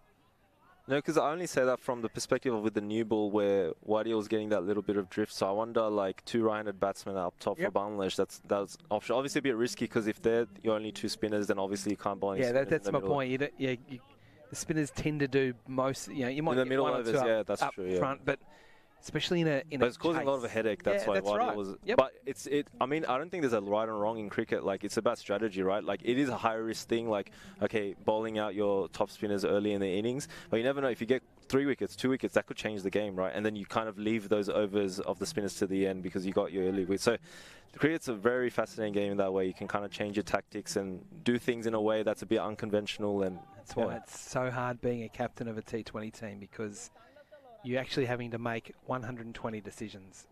Every ball is 100%. Is a different decision you need to make. So Bangs is going to bowl again here after taking the wicket in his last over. That's a full toss, hip high. He gets away with it. Just a single, and also not too high for it to be a free hit situation. Very interesting period in the game because Bangladesh have to a little bit like kind of rebuild now with Sabir Rahman. Like, he played a match-winning knock in the game against Hobart Hurricanes Academy, so he's really looking to provide that support for Ariful Islam, who's gotten set. He's going run a ball, but he's doing his job, because if you look at the run rate, obviously you just need 8.36, and so even though he might look like he's just going out run a ball, he's still doing his job, so he'll probably launch a bit later, but set that platform. Like he tried to do there. Another dot ball. So Lockie Bangs has been pretty handy here. As I said earlier, he missed out with the bat. He was out first ball, hitting it straight back to the bowler. But he got the crucial wicket in his first over, and he's got the confidence from his captain to bowl again. Looks like he's bowling outside off, yep. Oh, it's high in the air. This is going to just be safe. Won't be 4. Good work from Oakley. And not for the first time, the ball teasing him in the air.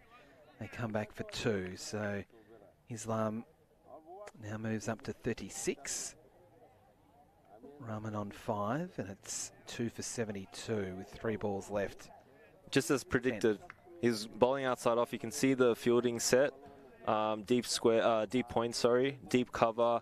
And you have very deep third man as well. So he's obviously trying to bowl on the offside, and then Ariful actually adjusted. Very smart batting. Well, this time it's bludgeoned into the onside, and it's into space, and it's going to be to the boundary. Very smart batting. He's trying to find the gaps on the leg side.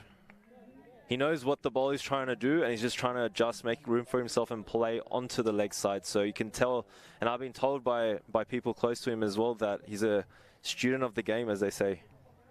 Just like you. I don't know about that. The game.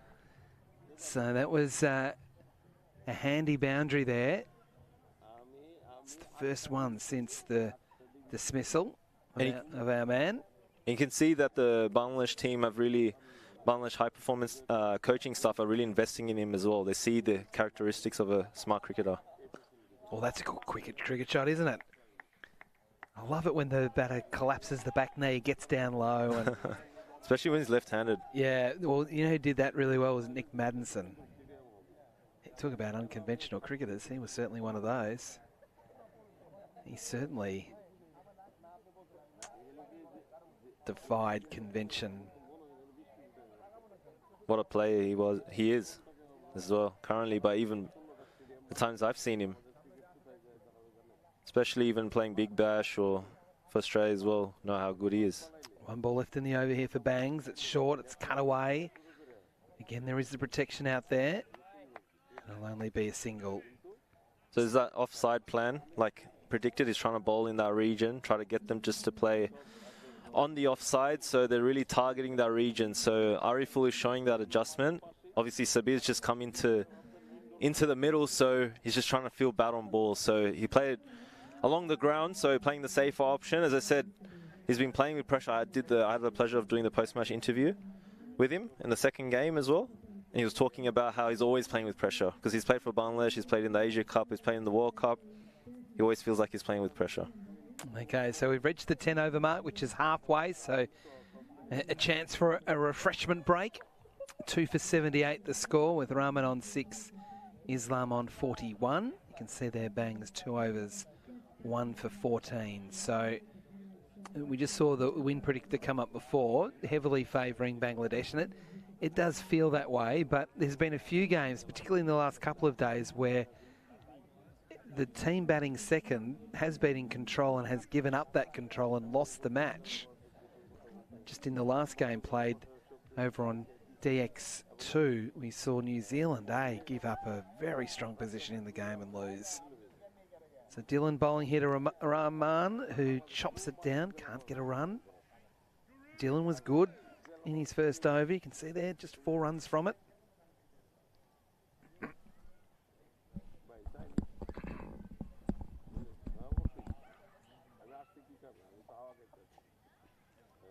Oh, that's close. That's close. That is out. Rahman out for 6. Dylan strikes in his second over. And that's big for the Strikers. That's really big. That brings them right back into this contest. So you can see with Adelaide Strikers, it's a very defensive field. They have fielders all along the boundary line. And so Sabir was looking to go for those single and doubles, which is the correct option, especially when he's just starting out his innings and wants to continue and build a partnership. But that one just kind of like took him a little bit by surprise. It snuck in a bit. Ooh, he was. I don't know if he was a little lazy on that, but you can see he was trying to turn it over for a single, but missed it completely. Yeah, I'm not sure whether it was the arm ball or just one that sort of skidded on a little bit. But you could see Rahman as he was coming off rehearsing what he could have done. He tried to just turn in the onside, but actually forgot to actually use his bat. It almost wasn't used at all. It might sound strange, but he didn't offer the full face. He didn't get his bat out in front of his pad, and that was a very easy decision for the umpire to give. So that brings Sukha to the crease with so much now on Islam, who's 41. We talk about Bangladesh being in a dominant spot. I'm not 100% convinced you'd call it dominant. I'd say they're in front, but not in a dominant spot. It's shaping up to a very good game. Required run rate, 9. You see, that's a big number. It really is. But if there's a man for crisis situations, Irfan Shukur is the man because his experience, domestic campaigner. See, he was the one that took Victoria down yesterday, wasn't he? Yep. So he's coming off a high as well. Another situation he has to weather the storm. Dylan bowls to Sukur. First ball just into the onside, taking the single. So the game's certainly playing at a slightly different pace than what it was before. With Irfan Shukur, he actually has experience. Like, for example, he played in the finals for Rajshahi Royals and scored 52 of 35 balls to win the game for his team. The likes of Andre Russell that played in that game. So he has that ability, and he's shown it obviously yesterday as well. So he's that kind of player. Oh, that's close too. Umpire says no. Dylan really liked it. Might be a little high, or maybe he just got a bit of bat on that. But yeah, with Irfan Shukur, what I also like is his technique. Like, it's a little different what we're used to, like in the sense that you can see his back. It's like very, like, he tries to get a lower center of gravity that gives him a bit of balance. So like sometimes if people have a batting stance that's a lot more bent than usual, a bit lower, so you can see there. Score on strike here. Again, classily, just turning it away to the vacant mid-wicket position for a single. So the way his back is bent, he still keeps an alignment with his hands, with his head, and with his feet. So that's what I really like about his batting, and obviously it allows him to play the sweep shots, and we might see a bit of that today as well against Dylan. Oh, that one just didn't bounce as much as Islam thought and went through to the keeper. So another good over there from Dylan. You can see the state of play as it stands. Islam on 41, Shukur on 2. So with Habibur Sohan real quick, hit 2 sixes, 1 4. That's what, 16 runs off 3 balls with 3 boundaries, but the rest would have been basically singles or dots. So that's a lot of dots and singles in that innings. So that's back to that conversation we're having. Like, I think something to be noted of, like, that's for him to figure out, right? Like, do I just keep continuing playing super high risk? Is that a very practical approach because I'm that guy to do that for my team because I can take the game away? Or should I actually actively look for singles, build that momentum a little bit, that confidence the longer I'm out there, and then explode later? So little things to think about for him.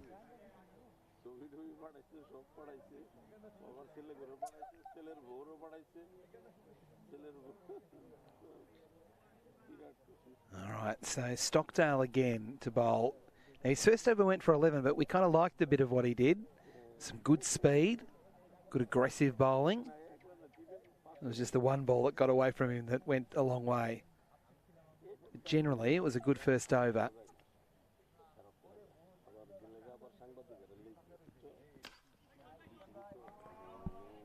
But you can see it back to his technique. Irfan Shukur, bent knees, his back a little bit diagonal.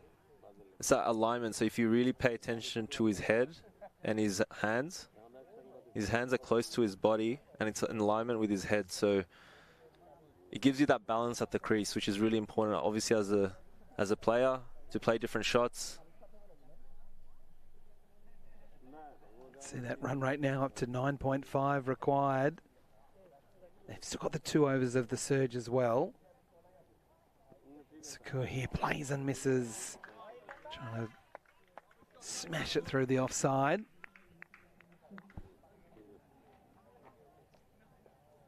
So the strikers are being aggressive here. They're keeping an extra fielder up inside the circle. That's tempting Shukur to try and really hit hard through the offside because mid-off is up. I wonder if he's going to look to just dab it in the third man region or fine leg just to get off strike because he likes playing that late cut. But let's see. Pinching a single to mid-off. He's got to be quick, he is. It's here, there. That didn't make a great sound off the bat, so wasn't particularly well timed, which gave him the opportunity to get down the other end. Bit of a defensive field. Doesn't look like more fielders on the leg side, 3 on the boundary. Looks like deep cover, there's some space, deep cover.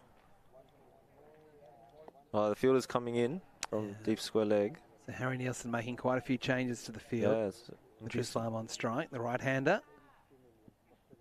Oh, high. Really high. Catchable.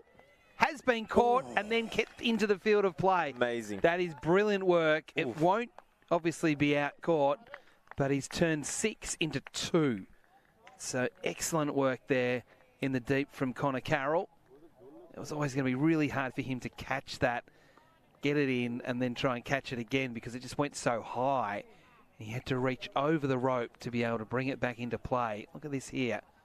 That's really well done, but you can see there he couldn't get it up. He was made up his mind pretty early that I'm going to take away the opportunity to catch it to just make sure that it wasn't 6. It seemed like it was premeditated from Ariful Islam because that ball was really full as well. And he just kind of flicked it in a way where it got really low. So that's impressive as well. Oh, this one's got fines, so there's a chance for 2. No, there's no chance for 2 at all. So you can see, like, throughout his innings, Ariful Islam is trying to target the space in the field as well. So some of them were a bit premeditated, but you can see what he's trying to do. And that was Kelly that got around quickly to his right to make sure that it was only 1. He anticipated that well. So good over here from Stockdale. Only 4 runs from 5 balls. Yeah, Adelaide Strikers, required run rate, 9.79. You're watching that very carefully. Tanzim Alam, who is our key Bangladesh expert. Tanzim's doing a great job for us tonight. Sakur back on strike on 3. Last ball of the over. Can't get the timing at the moment. They're going to come back for 2. That's good running. And again, he got back for 2 because the timing wasn't there in the shot. And good bowling because I've noticed as well in the last few games, Irfan Shukur, he didn't really get hold of the shortish balls like at his body or outside off. So that's what Adelaide Strikers are trying to exploit. And so obviously if he's not middling it, then he ran well in this occasion, but you also want to get bat and ball and feel comfortable, and they're just making him feel a little bit uncomfortable, making it harder for him to really get into his groove. You can see there 6 different bowlers used by the Strikers. So Vardy's still got 1 over to come. We're talking before about both he and Dylan have been key to the Strikers. Between the 2 of them, they're going at 3.5 runs and over. But Harry Nielsen, I think, has been very clever in keeping them bowling at different times.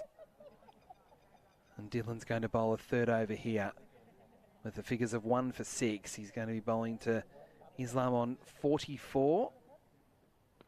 Gets down on 1 knee and he really does that well, getting on that 1 knee, yeah, tying that region. Helps it around the corner just for a single. Watch out for some sweeps maybe from Irfan Shukur. Reverse sweep and sweep he's got. He likes playing those shots against spinners as well. Shows how 24 hours is a long time in cricket. He just can't find the middle of his bat at the moment, Sakur. But last night he was hitting Will Sutherland, Sam Elliott to all parts. I think the infield are in the... Oh, that's in the air. This could be caught. Low down. Banks gets it. Good catch. Like a chess mark in Australian rules football. It was low. It was coming at a real pace. And Banks is pretty happy with that one. So taking wickets, taking catches. And that is a big one. With Sakur, one of the heroes of yesterday's win over Victoria.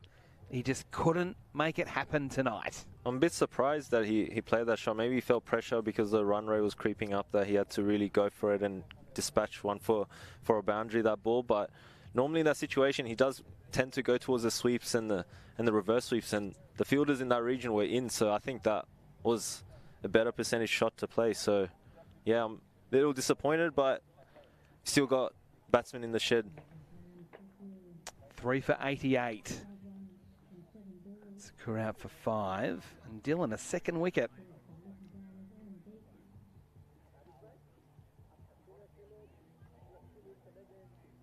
Shamim also the hero of yesterday's game in the middle. He's been batting well last few games as well. Let's hope he can bat a little bit better than his other mate from yesterday who was so good. Dylan's been fantastic, bowling to the plans, defensive field, making the Bangladeshi batsmen manufacture the shots, and they're taking the bait essentially. He knows that the Bangladeshi batsmen are under pressure to hit the boundaries, so he's just keeping it simple, making Bangladesh do all the work. Top ball to start. It's very good bowling. This could prove to be very key at few overs here.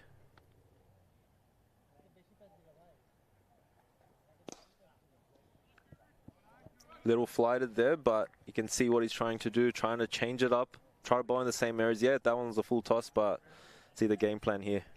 Yep. Low full tosses are hard to hit. Yeah, especially if it's flighted.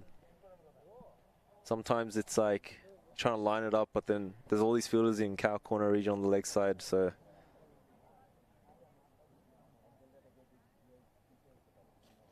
The reverse. I'll get a single for it, but that's all. So yeah, Arif, we can see playing very smart cricket at the moment. They are. It's a bit of a stalemate at the moment, isn't it? I mean, clearly with the wicket of Sukkar, that they've got to be a bit careful here, Bangladesh, that they don't lose all momentum in their innings. But the required rate continues to climb at the same point. I don't mind it, and they've still got the surge to come as well, so I think they're doing the right thing. Do you think, Bangladesh. when do you think is the right time to take the surge in this situation? I personally think that you've got to have Shamim face at least 10 balls. Now, I know that that's a bit risky, potentially, but we see it a lot that they'll take the surge and wickets fall in the surge. Yeah. But if you can get 2 set batsmen before the surge starts, I think it makes a big difference. Yeah, definitely. I agree. And at the moment, the run rate, it's high, run rate required at 10.57. But if it was 12, it might be a bit different. I think if they can knock it around for the next 2 and keep that required rate around 11, then take the surge, I'd be waiting 2 more overs. But yeah, I think it's just a bit early with Shamim just at the crease. Yeah, that's true.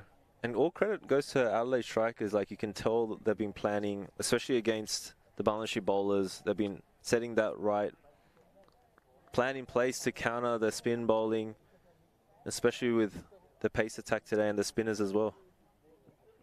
Oakley bowls here to Shamim, who glides it nicely but straight to point. We were talking before about some of these younger Strikers bowlers that have looked impressive. Oakley again has shown a bit.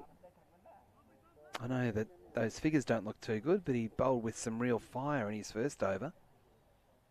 So currently Adelaide Strikers are middle of the table, only played 2 games, but if they can get the win here, it'll be very big confidence because Bangladesh are table toppers at the moment. Yes, and if Bangladesh do go down, it even compresses that ladder at the top even further. It's a very tight competition, which is exactly what you want. And just got on to Shamim a bit quicker than he thought. Can see the Adelaide Striker fielders try and get behind the ball. They know that these are crucial overs. 11.1 the required rate. Tamsin's getting a bit nervous.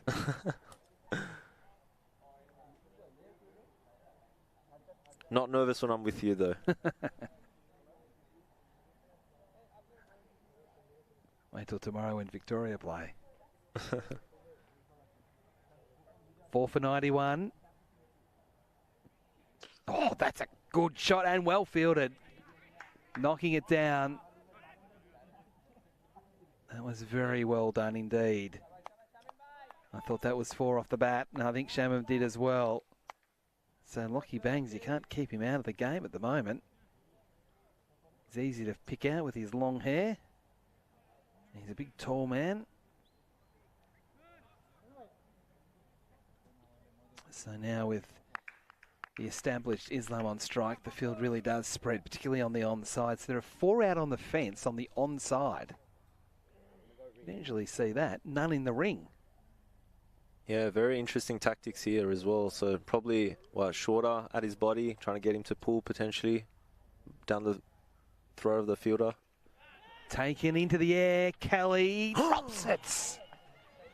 Gee, we can't talk too loudly because it's right in front of us, but that was a very, very easy catch that's gone down.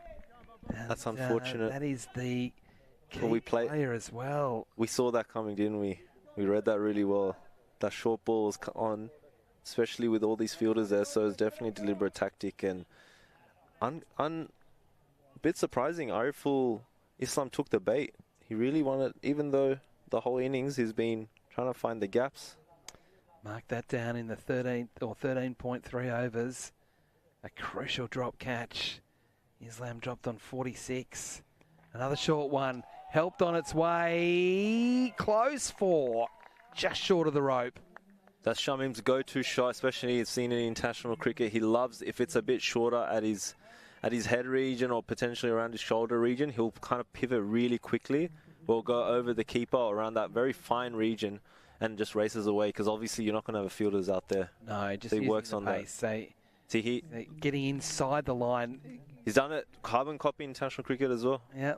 He's done it on the first ball, if memory serves me right. He did it on the first ball of his international career. No, that was a good shot. He's played that same shot before, so he's a very inventive cricketer. There's different ways that you can get boundaries.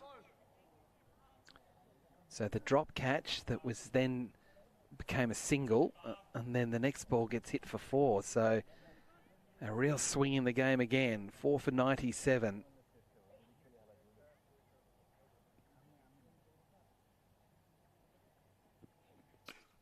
Through the covers.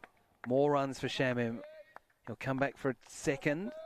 So he's finding some gaps now as well as the boundary in this over. How crucial is that drop catch going to be in the context of their game? Oh my gosh. And Kelly's really, as you would imagine, pretty upset with himself for dropping it. And I thought he was going to catch it. Yeah, it looked straight to him. But as he wasn't still when he got to take it. He was still on the move, and I think that had a big impact on things.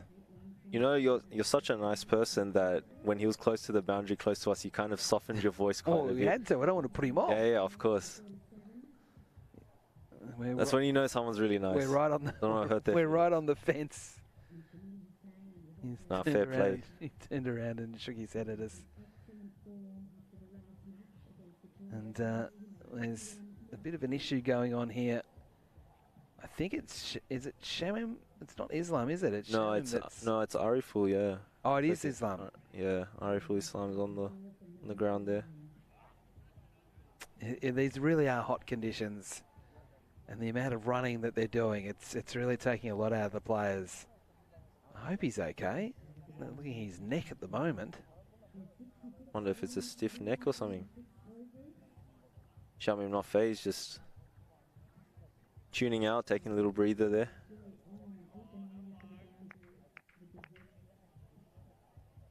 I think he's going to be okay.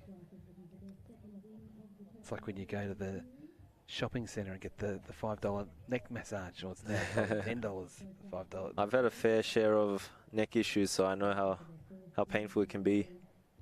So that's where it sits at the moment. 4 for 99 after 14 overs. So 6 overs remaining. That's 60 ball. 6 overs remaining. It's 36 balls for 66 runs. So that means the required rate's at 11 runs and over, and they still haven't taken the power play or the surge. Dylan's been fantastic. Yes. Keeping it simple. Game plans set. Defensive field. Letting the batsman manufacture shots, and they've been playing into his hand. It's meant that they've been able to keep Wadia back as well. Islam into the onside to square leg, taking a single. He's able to play the shot okay and able to run okay as well, so I think he's okay. He's on 48 now. Shaman back on strike. That brings up the 100 for Bangladesh in the 15th over. There's Henry Thornton. He'll be bowling again soon. Fielder's on the leg side, so same game plan. Going to tempt him. That leg side line they just bowled there. But the Bangladeshi batsman looking for singles. Well done from Dylan. We saw that from the Bangladeshis. The bowlers, the spin bowlers doing fielding off their own bowling inside the ring to make sure that one didn't become 2. Still with those defensive fields, so I suspect Bangladesh, yes, like they're probably aiming to get singles and doubles, build the momentum, but the run rate's creeping up. Into the onside. He wants 2. If he gets back, it'll be 50. He doesn't come back. And that was a wise choice. Shaman put up his hand like a traffic policeman, said no. They're sort of low-key little bickering between them because they know how crucial it is to get that double. So they'll be pushing. You'll be seeing more of that.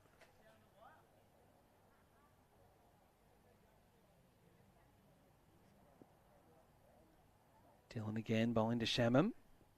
Oh, he went the big shot and did not make good contact at all.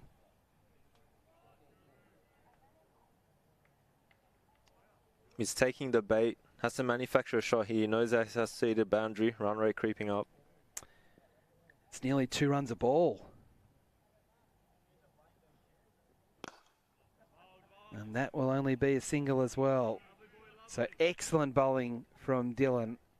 He's got 1 ball left in his spell, currently with the figures of 2 for 14. Yeah, it's a tough one. You're sending a very defensive field, so you know you have to hit boundaries here. So it's like you have to really hit it over the fielder's head if you want to stop the run rate going up. Swats that away into the onside, out into the deep. It'll only be a single, but it's enough for a half century for Arif Al-Islam. He really has led from the front. And while he does acknowledge in the end his half century, he knows that he's got a bigger job. He won't be satisfied unless he can get Bangladesh over the line here. 5 overs to go. Still 61 runs required. And that run rate at 12.2. Still 2 surge overs to come. And it's not going to be here. They're holding it back even further, Bangladesh. I thought this was going to be go time. But it's not.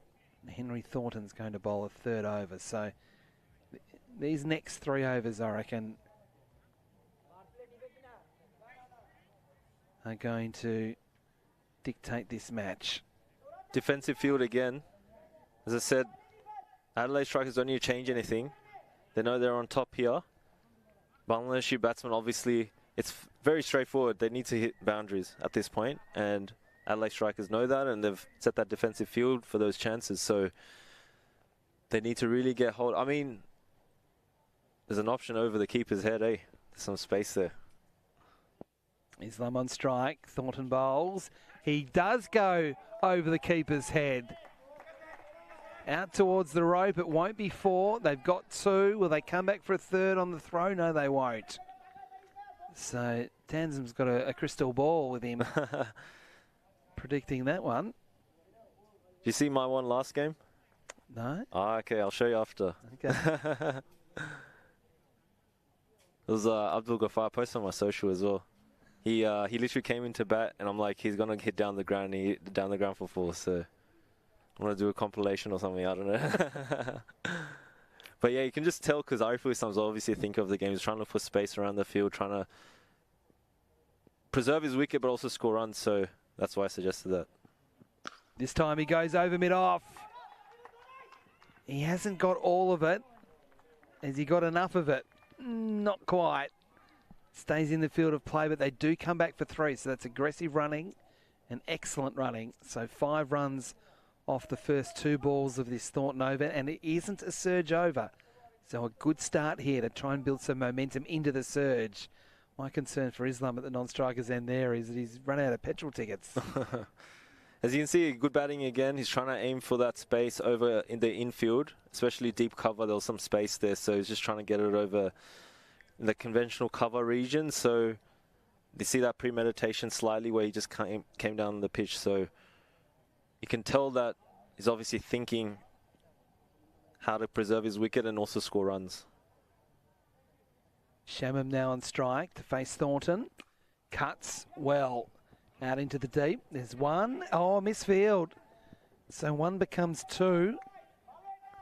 So we keep going back to that drop catch from Kelly as being crucial in this match.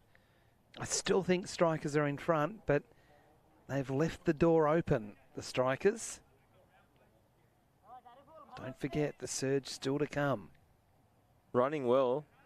So far 7 runs, no boundaries, but 3 balls to go. So they actually can keep this momentum. Will definitely help them.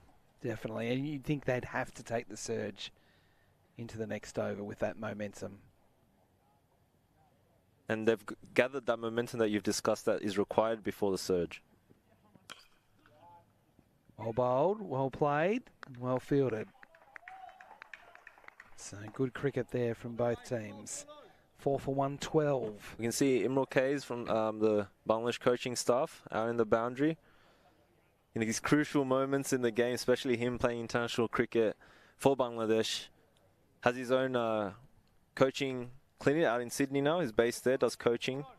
Got his coaching license recently as well, getting through that system within Australia, within Sydney in particular. So he's doing a lot out there, trying to grow the game. So it's really good to see him out here, and has definitely a lot of wisdom to share with these up and coming cricketers for Bangladesh. Islam on 55, 4 for 112.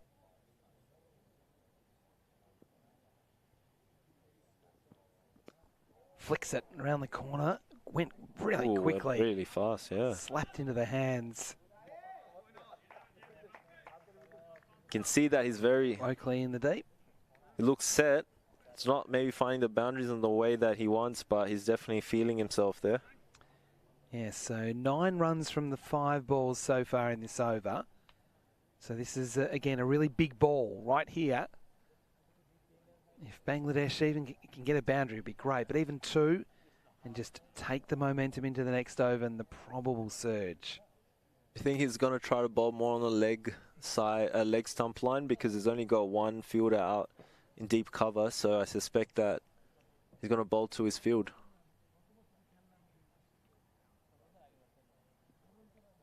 Shamam on strike. He's on 14.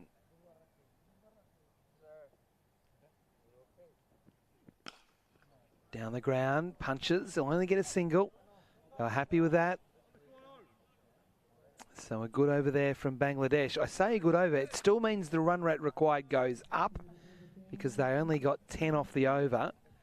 But with wickets in hand, they've got 6 of them in hand. 4 overs to go. I have a question for you. They need 51. With Ariful Islam, like, we can see, like, he's played well, I'd say, like, and he's tried to manipulate the field, that kind of stuff. But then people look at the scorecard and he's like, oh, he's got 56 off 49 balls. Oh, like, they needed 12 and over. What was he doing? So what are your thoughts around that? No, he's been perfect. It's up to the other guys to bat a bit quicker.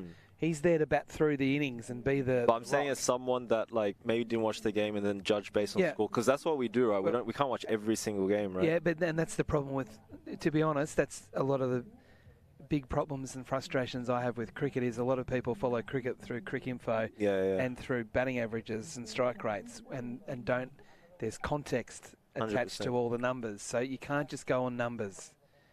Each game's played differently, and each game you've got to play to the circumstances. So some games you've got to go quicker, but there's often games where you've got to go slower than you'd want to. So I think people get too caught up in numbers, personally. And I know a lot of data's used, and I get that, and it does help, but I think at times as well, you've just got to understand the circumstances. Islam's played it perfectly. Yeah, would he like to be 65 off 49? Probably, but he's giving Bangladesh a chance at winning. So this is the surge. Vardy bowling the first ball of it, and Shamim smashes it down the ground but can't score a run. To lead off. 2 fielders on the leg side. Deep square leg and cow corner. So Shamim's just trying to hit it straighter to pierce that infield to get to the boundary. Does he go inside out over cover against the spin? It's a dangerous shot, but it's definitely in his repertoire. Vardy has been so good with the ball. And again here, bowling to where his field set. He only gets hit for a 1 there. So show him to 16. Islam back on strike. 4 for 115.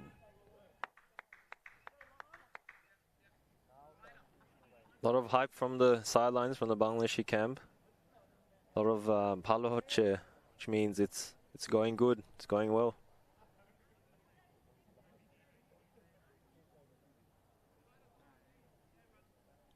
So the field adjusts for the right-handed Islam. Over cover, you reckon? Maybe not. Oh, he's gone over square leg. And that's good enough to get to the rope, is it? Oh, it's a photo finish. I reckon they've kept it in, and they've only got 2 and nearly a run out as well. So Bangladesh, both batters thought that had gone for 4. We don't get the video replay in these games for the umpires to use.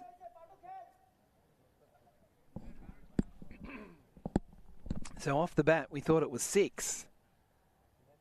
It probably should have been hit for 6, being a low full toss like that. But as we see, it goes out to the rope, and yeah, it was definitely kept in. So he's done well. He's made a change in the field because of that shot. So now there's someone a deep square leg and then cow corner. So I just suspect maybe down the ground or maybe over cover because there's no one deep in those regions. He does go down the ground, and it's been hit exactly that very nicely. Real bottom hand in that shot, and that is 4 runs to Islam. So he moves to 62. 4 for 121. That required rate sitting at 13.2. Class batting, that whip, and also targeting where there's no fielders. As I said, the space outside, out in the cover, deep cover region, and also straight down the ground. There's no fielders. Probably wasn't the right ball because if you're bowling full, it's easy to play those shots. So it's a bit of Dhoni, almost helicopter shot in that one. The way he whipped it, big bottom hand. You've been in a helicopter before? Yeah, I have been in a helicopter before. I've been in a helicopter over MCG. Oh, very nice. During a test match as well. It's pretty crazy. Oh, yeah. Really? That's It was actually a wedding gift. Vardy again gives himself room here. Islam, there's no run on offer. So 1 ball left in the surge over from Vardy. There's still another surge over to come.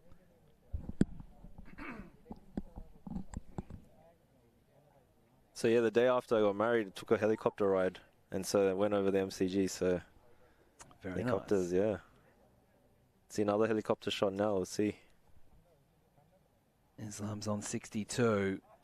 Oh, inside out over cover. Did get a full toss, but you've still got to find the rope, and that's exactly what he's done. So a good over there for Bangladesh, the first of the surge overs. Nets 11. So it's a good over, but it's...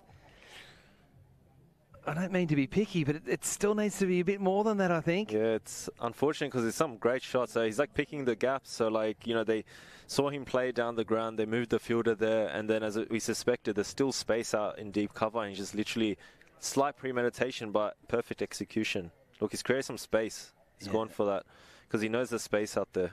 Smart batting. So 2 full tosses in that over. 1 did get hit for 4. 1 should have been hit for 4.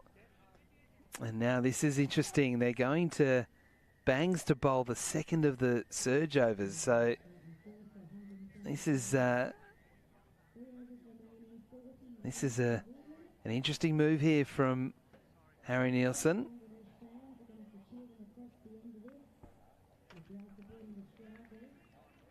4 for 125. So they've still got wickets in hand, so they can really go aggressive from now.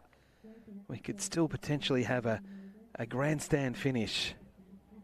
40 off 18 balls is the equation in simple terms.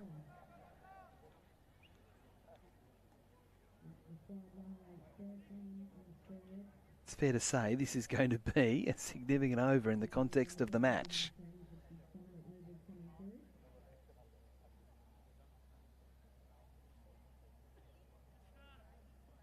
Don't think Lockie Bangs has had the ball in this sort of situation too often, particularly at this level.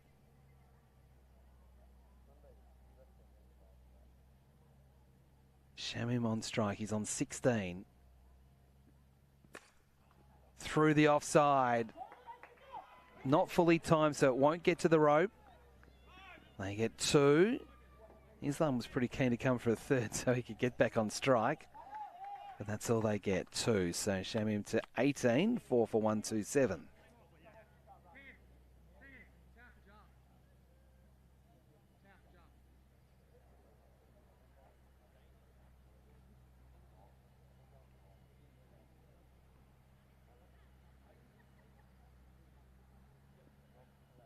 No change to the field.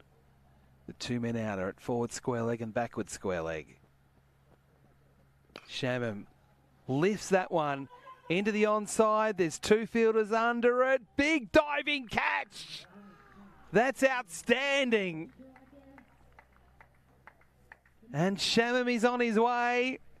I was worried the 2 fielders were going to collide, but they communicated. And the man coming in from the rope, diving full stretch, has taken a very impressive catch. And the danger man, Shamim, is out. You can see there that Dylan saw what was happening. The man coming in from the rope, taking the catch. And the Strikers now in a very, very strong position. There's still a few batsmen for Bangladesh. So you just might never know. But they really need to connect a few from ball 1, or else it's going to slip away very fast. The key there was that Bangladesh did have 2 set batsmen at the crease, so it puts so much pressure now onto Ariful Islam, who's 66 off 53. Abdul Ghaffar, the new batsman. So tell us about him, Tanzim. How good is he with the bat in this sort of situation? He's a big hitter. As I said before, he's a pace all-rounder as well, so Bangladesh are investing in him. He likes hitting down the ground as well. He has a nice high back bat lift from a high position, and he kind of had this nice little, like, not little, but a nice golf swing that goes back over his shoulder. So he likes hitting down straight down the ground. So if there's fielders there, which it doesn't look like it is, he's definitely going to eye that straighter boundary for sure, if there's no one at long on or long off. Well, there's no one at long on. They're out at mid-wicket and square leg as the 2 out in this surge situation. So bangs a 2nd wicket to go with his good catch. So 2 for 16 in his 3rd over. So Harry Nielsen, he knows what he's doing, giving the ball to Lockie Bangs. So the 2 fielders are on the leg side. Wonder if it's going to be more of a leg stump line. Potentially, let's see.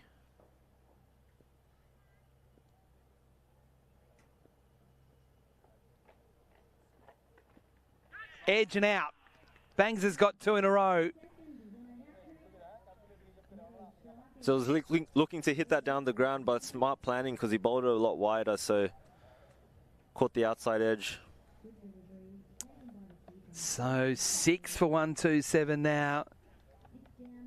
Ghaffar out first ball. Bangs has 3 wickets. Let's have a look at this on the replay. Yes, it was a quick off spinner. Gripped in the surface, took the edge. Nielsen did the rest. And now Bangladesh in trouble. How has this happened? They were flying there at one point. We saw it from New Zealand Day earlier today.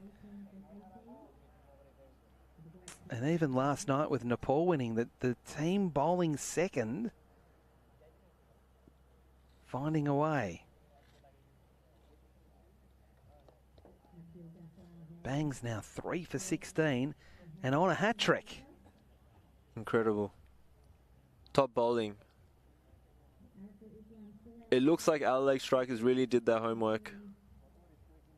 That slightly slower ball, way out wide, just trying to draw Abdul Ghaffar Saqlain away from the stump so that he doesn't play it straight. He still tried to play it straight, but bowl's too good in this occasion.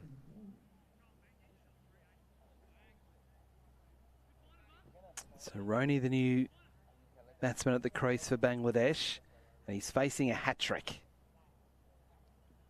Bangs, in he comes, hat-trick ball, full toss, cut away firmly, but straight to backward point, no run, and no ball either. Roney was quite keen on the umpire putting out the arm. It didn't come out. So a dot ball.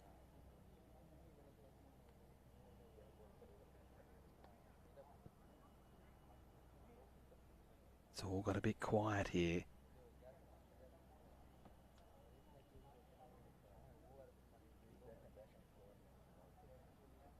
Roney on strike again. Bangs bowls. Roney playing through the offside. No, to the offside field in the ring. So just a single. But importantly, at least Islam gets one ball in this over to face in the surge. That's been a bit of an issue here, that not only have the wickets been falling, but Islam 66 not out has been watching it all at the non-striker's end in a surge over. He needed someone to partner with him who took some extra risks and executed. Unfortunately, it hasn't worked out that way. Islam to face the last ball of the surge. Short ball, tried to guide it. It's a wide. So he'll get that again. One more to the score. 6 for 129. So that required rate has jumped to 16.6.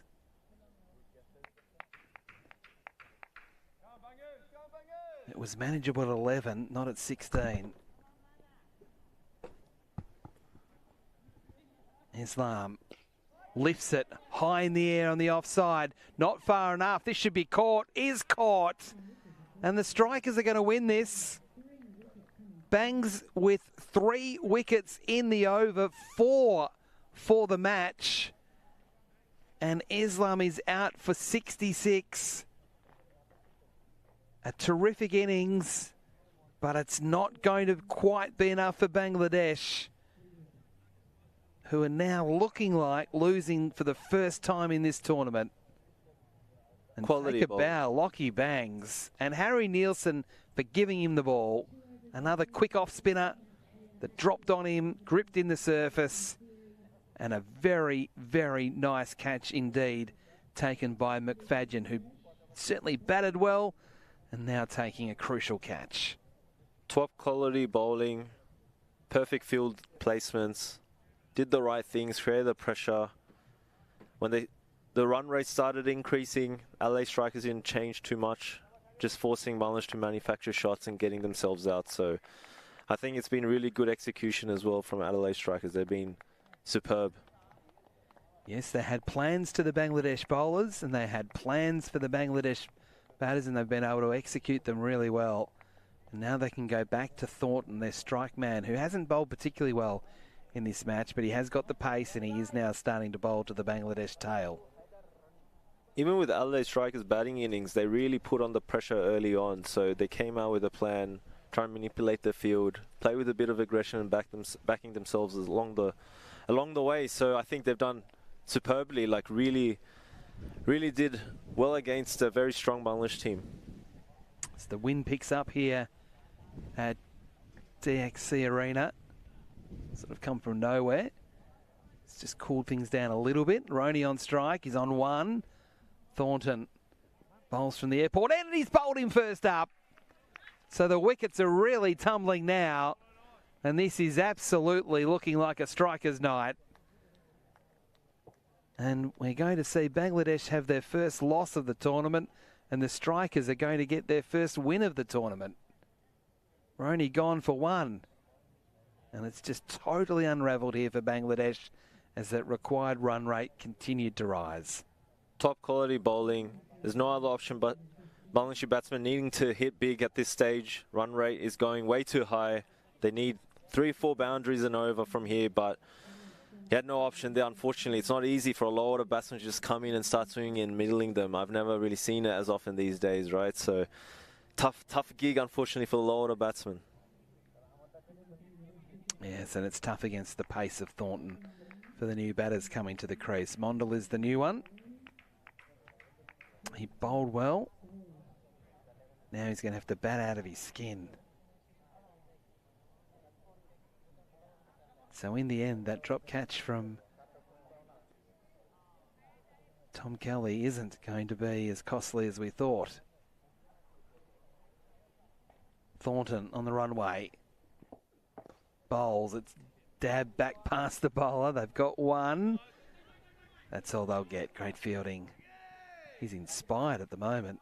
Here's McFadden. Doing a lot of work, covering a lot of ground. 8 for 130. Rocky Barson can bat a little bit, so can he produce a miracle here? I love the fact he's still optimistic.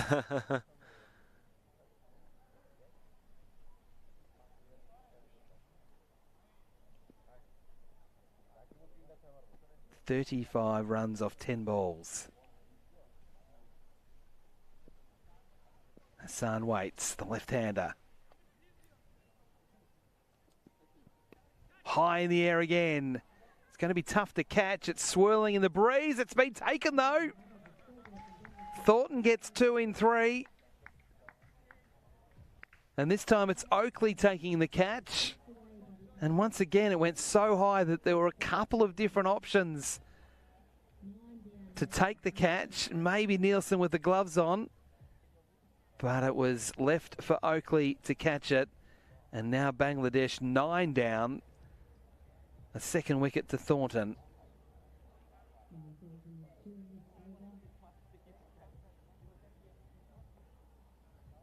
He was lucky that he held on.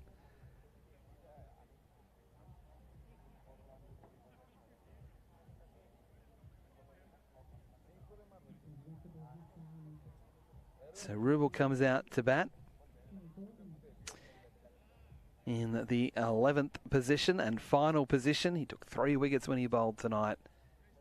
And it did look so good for Bangladesh earlier on.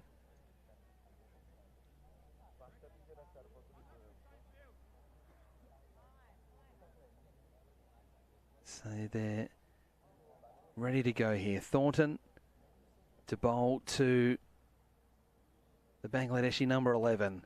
Hooks it away, out into the deep on the second bounce, third bounce in the end. To the man in the deep, and they get 1. Rubel off the mark. So both Rubel and Mondal on 1. Thornton's still got 2 balls left to try and clean things up.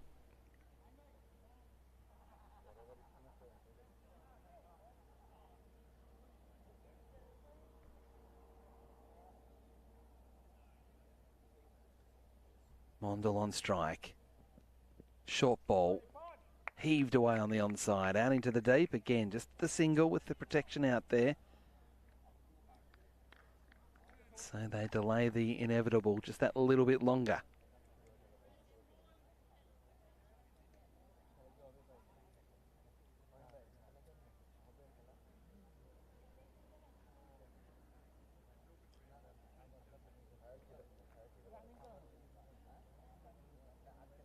Nine for 132. Rubel back on strike. Thornton's last ball. Swing and a miss.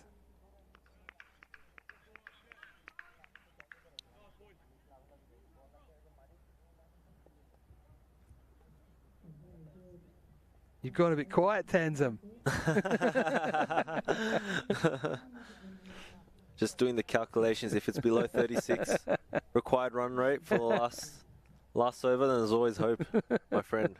You can see there the batting card. Araful Aslam did really well, 66 from 54. And some fireworks early from Sahan as well with 23. But really through that middle order, there's some pretty grim reading. Yeah, needed someone else to go a little extra aggressive and execute well. I was a bit surprised with Irfan Shukur's shot as well. It was a little disappointing, especially after playing so well yesterday. So, yeah, things to think about. I mean, it's not easy. Like, they played 4 games back to back to back. It's hard to expect them to win every game, but still doing well overall in the competition. So, Mondal on strike here.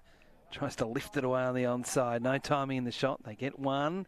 They're going to come back for 2, and they'll get there. So, again, we've seen that a bit tonight where Bangladesh is not getting any timing in their shots, but it's going out into the outfield, and as a result of that, they're able to get back for a couple of runs because it is a reasonably sized ground here. We've seen a few big sixes tonight, but you've still got to hit it well to clear the rope.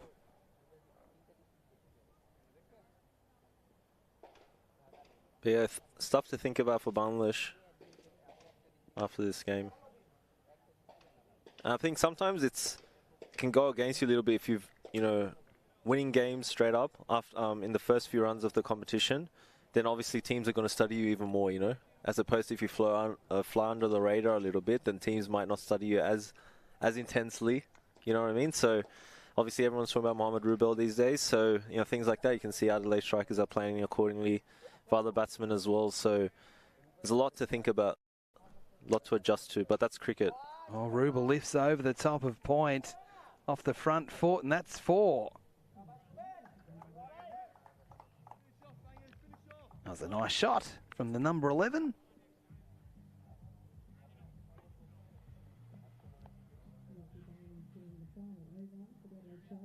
You can see him giving himself room and lifting over cover point.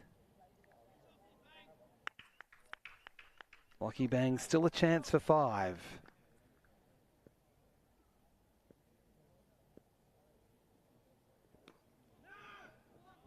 Not getting a run there. Bang's fielding on his follow through. So 2 balls left in the innings.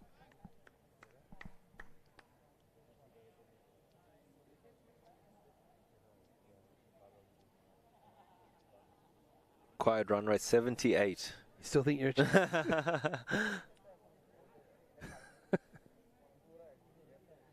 Rubel on 5.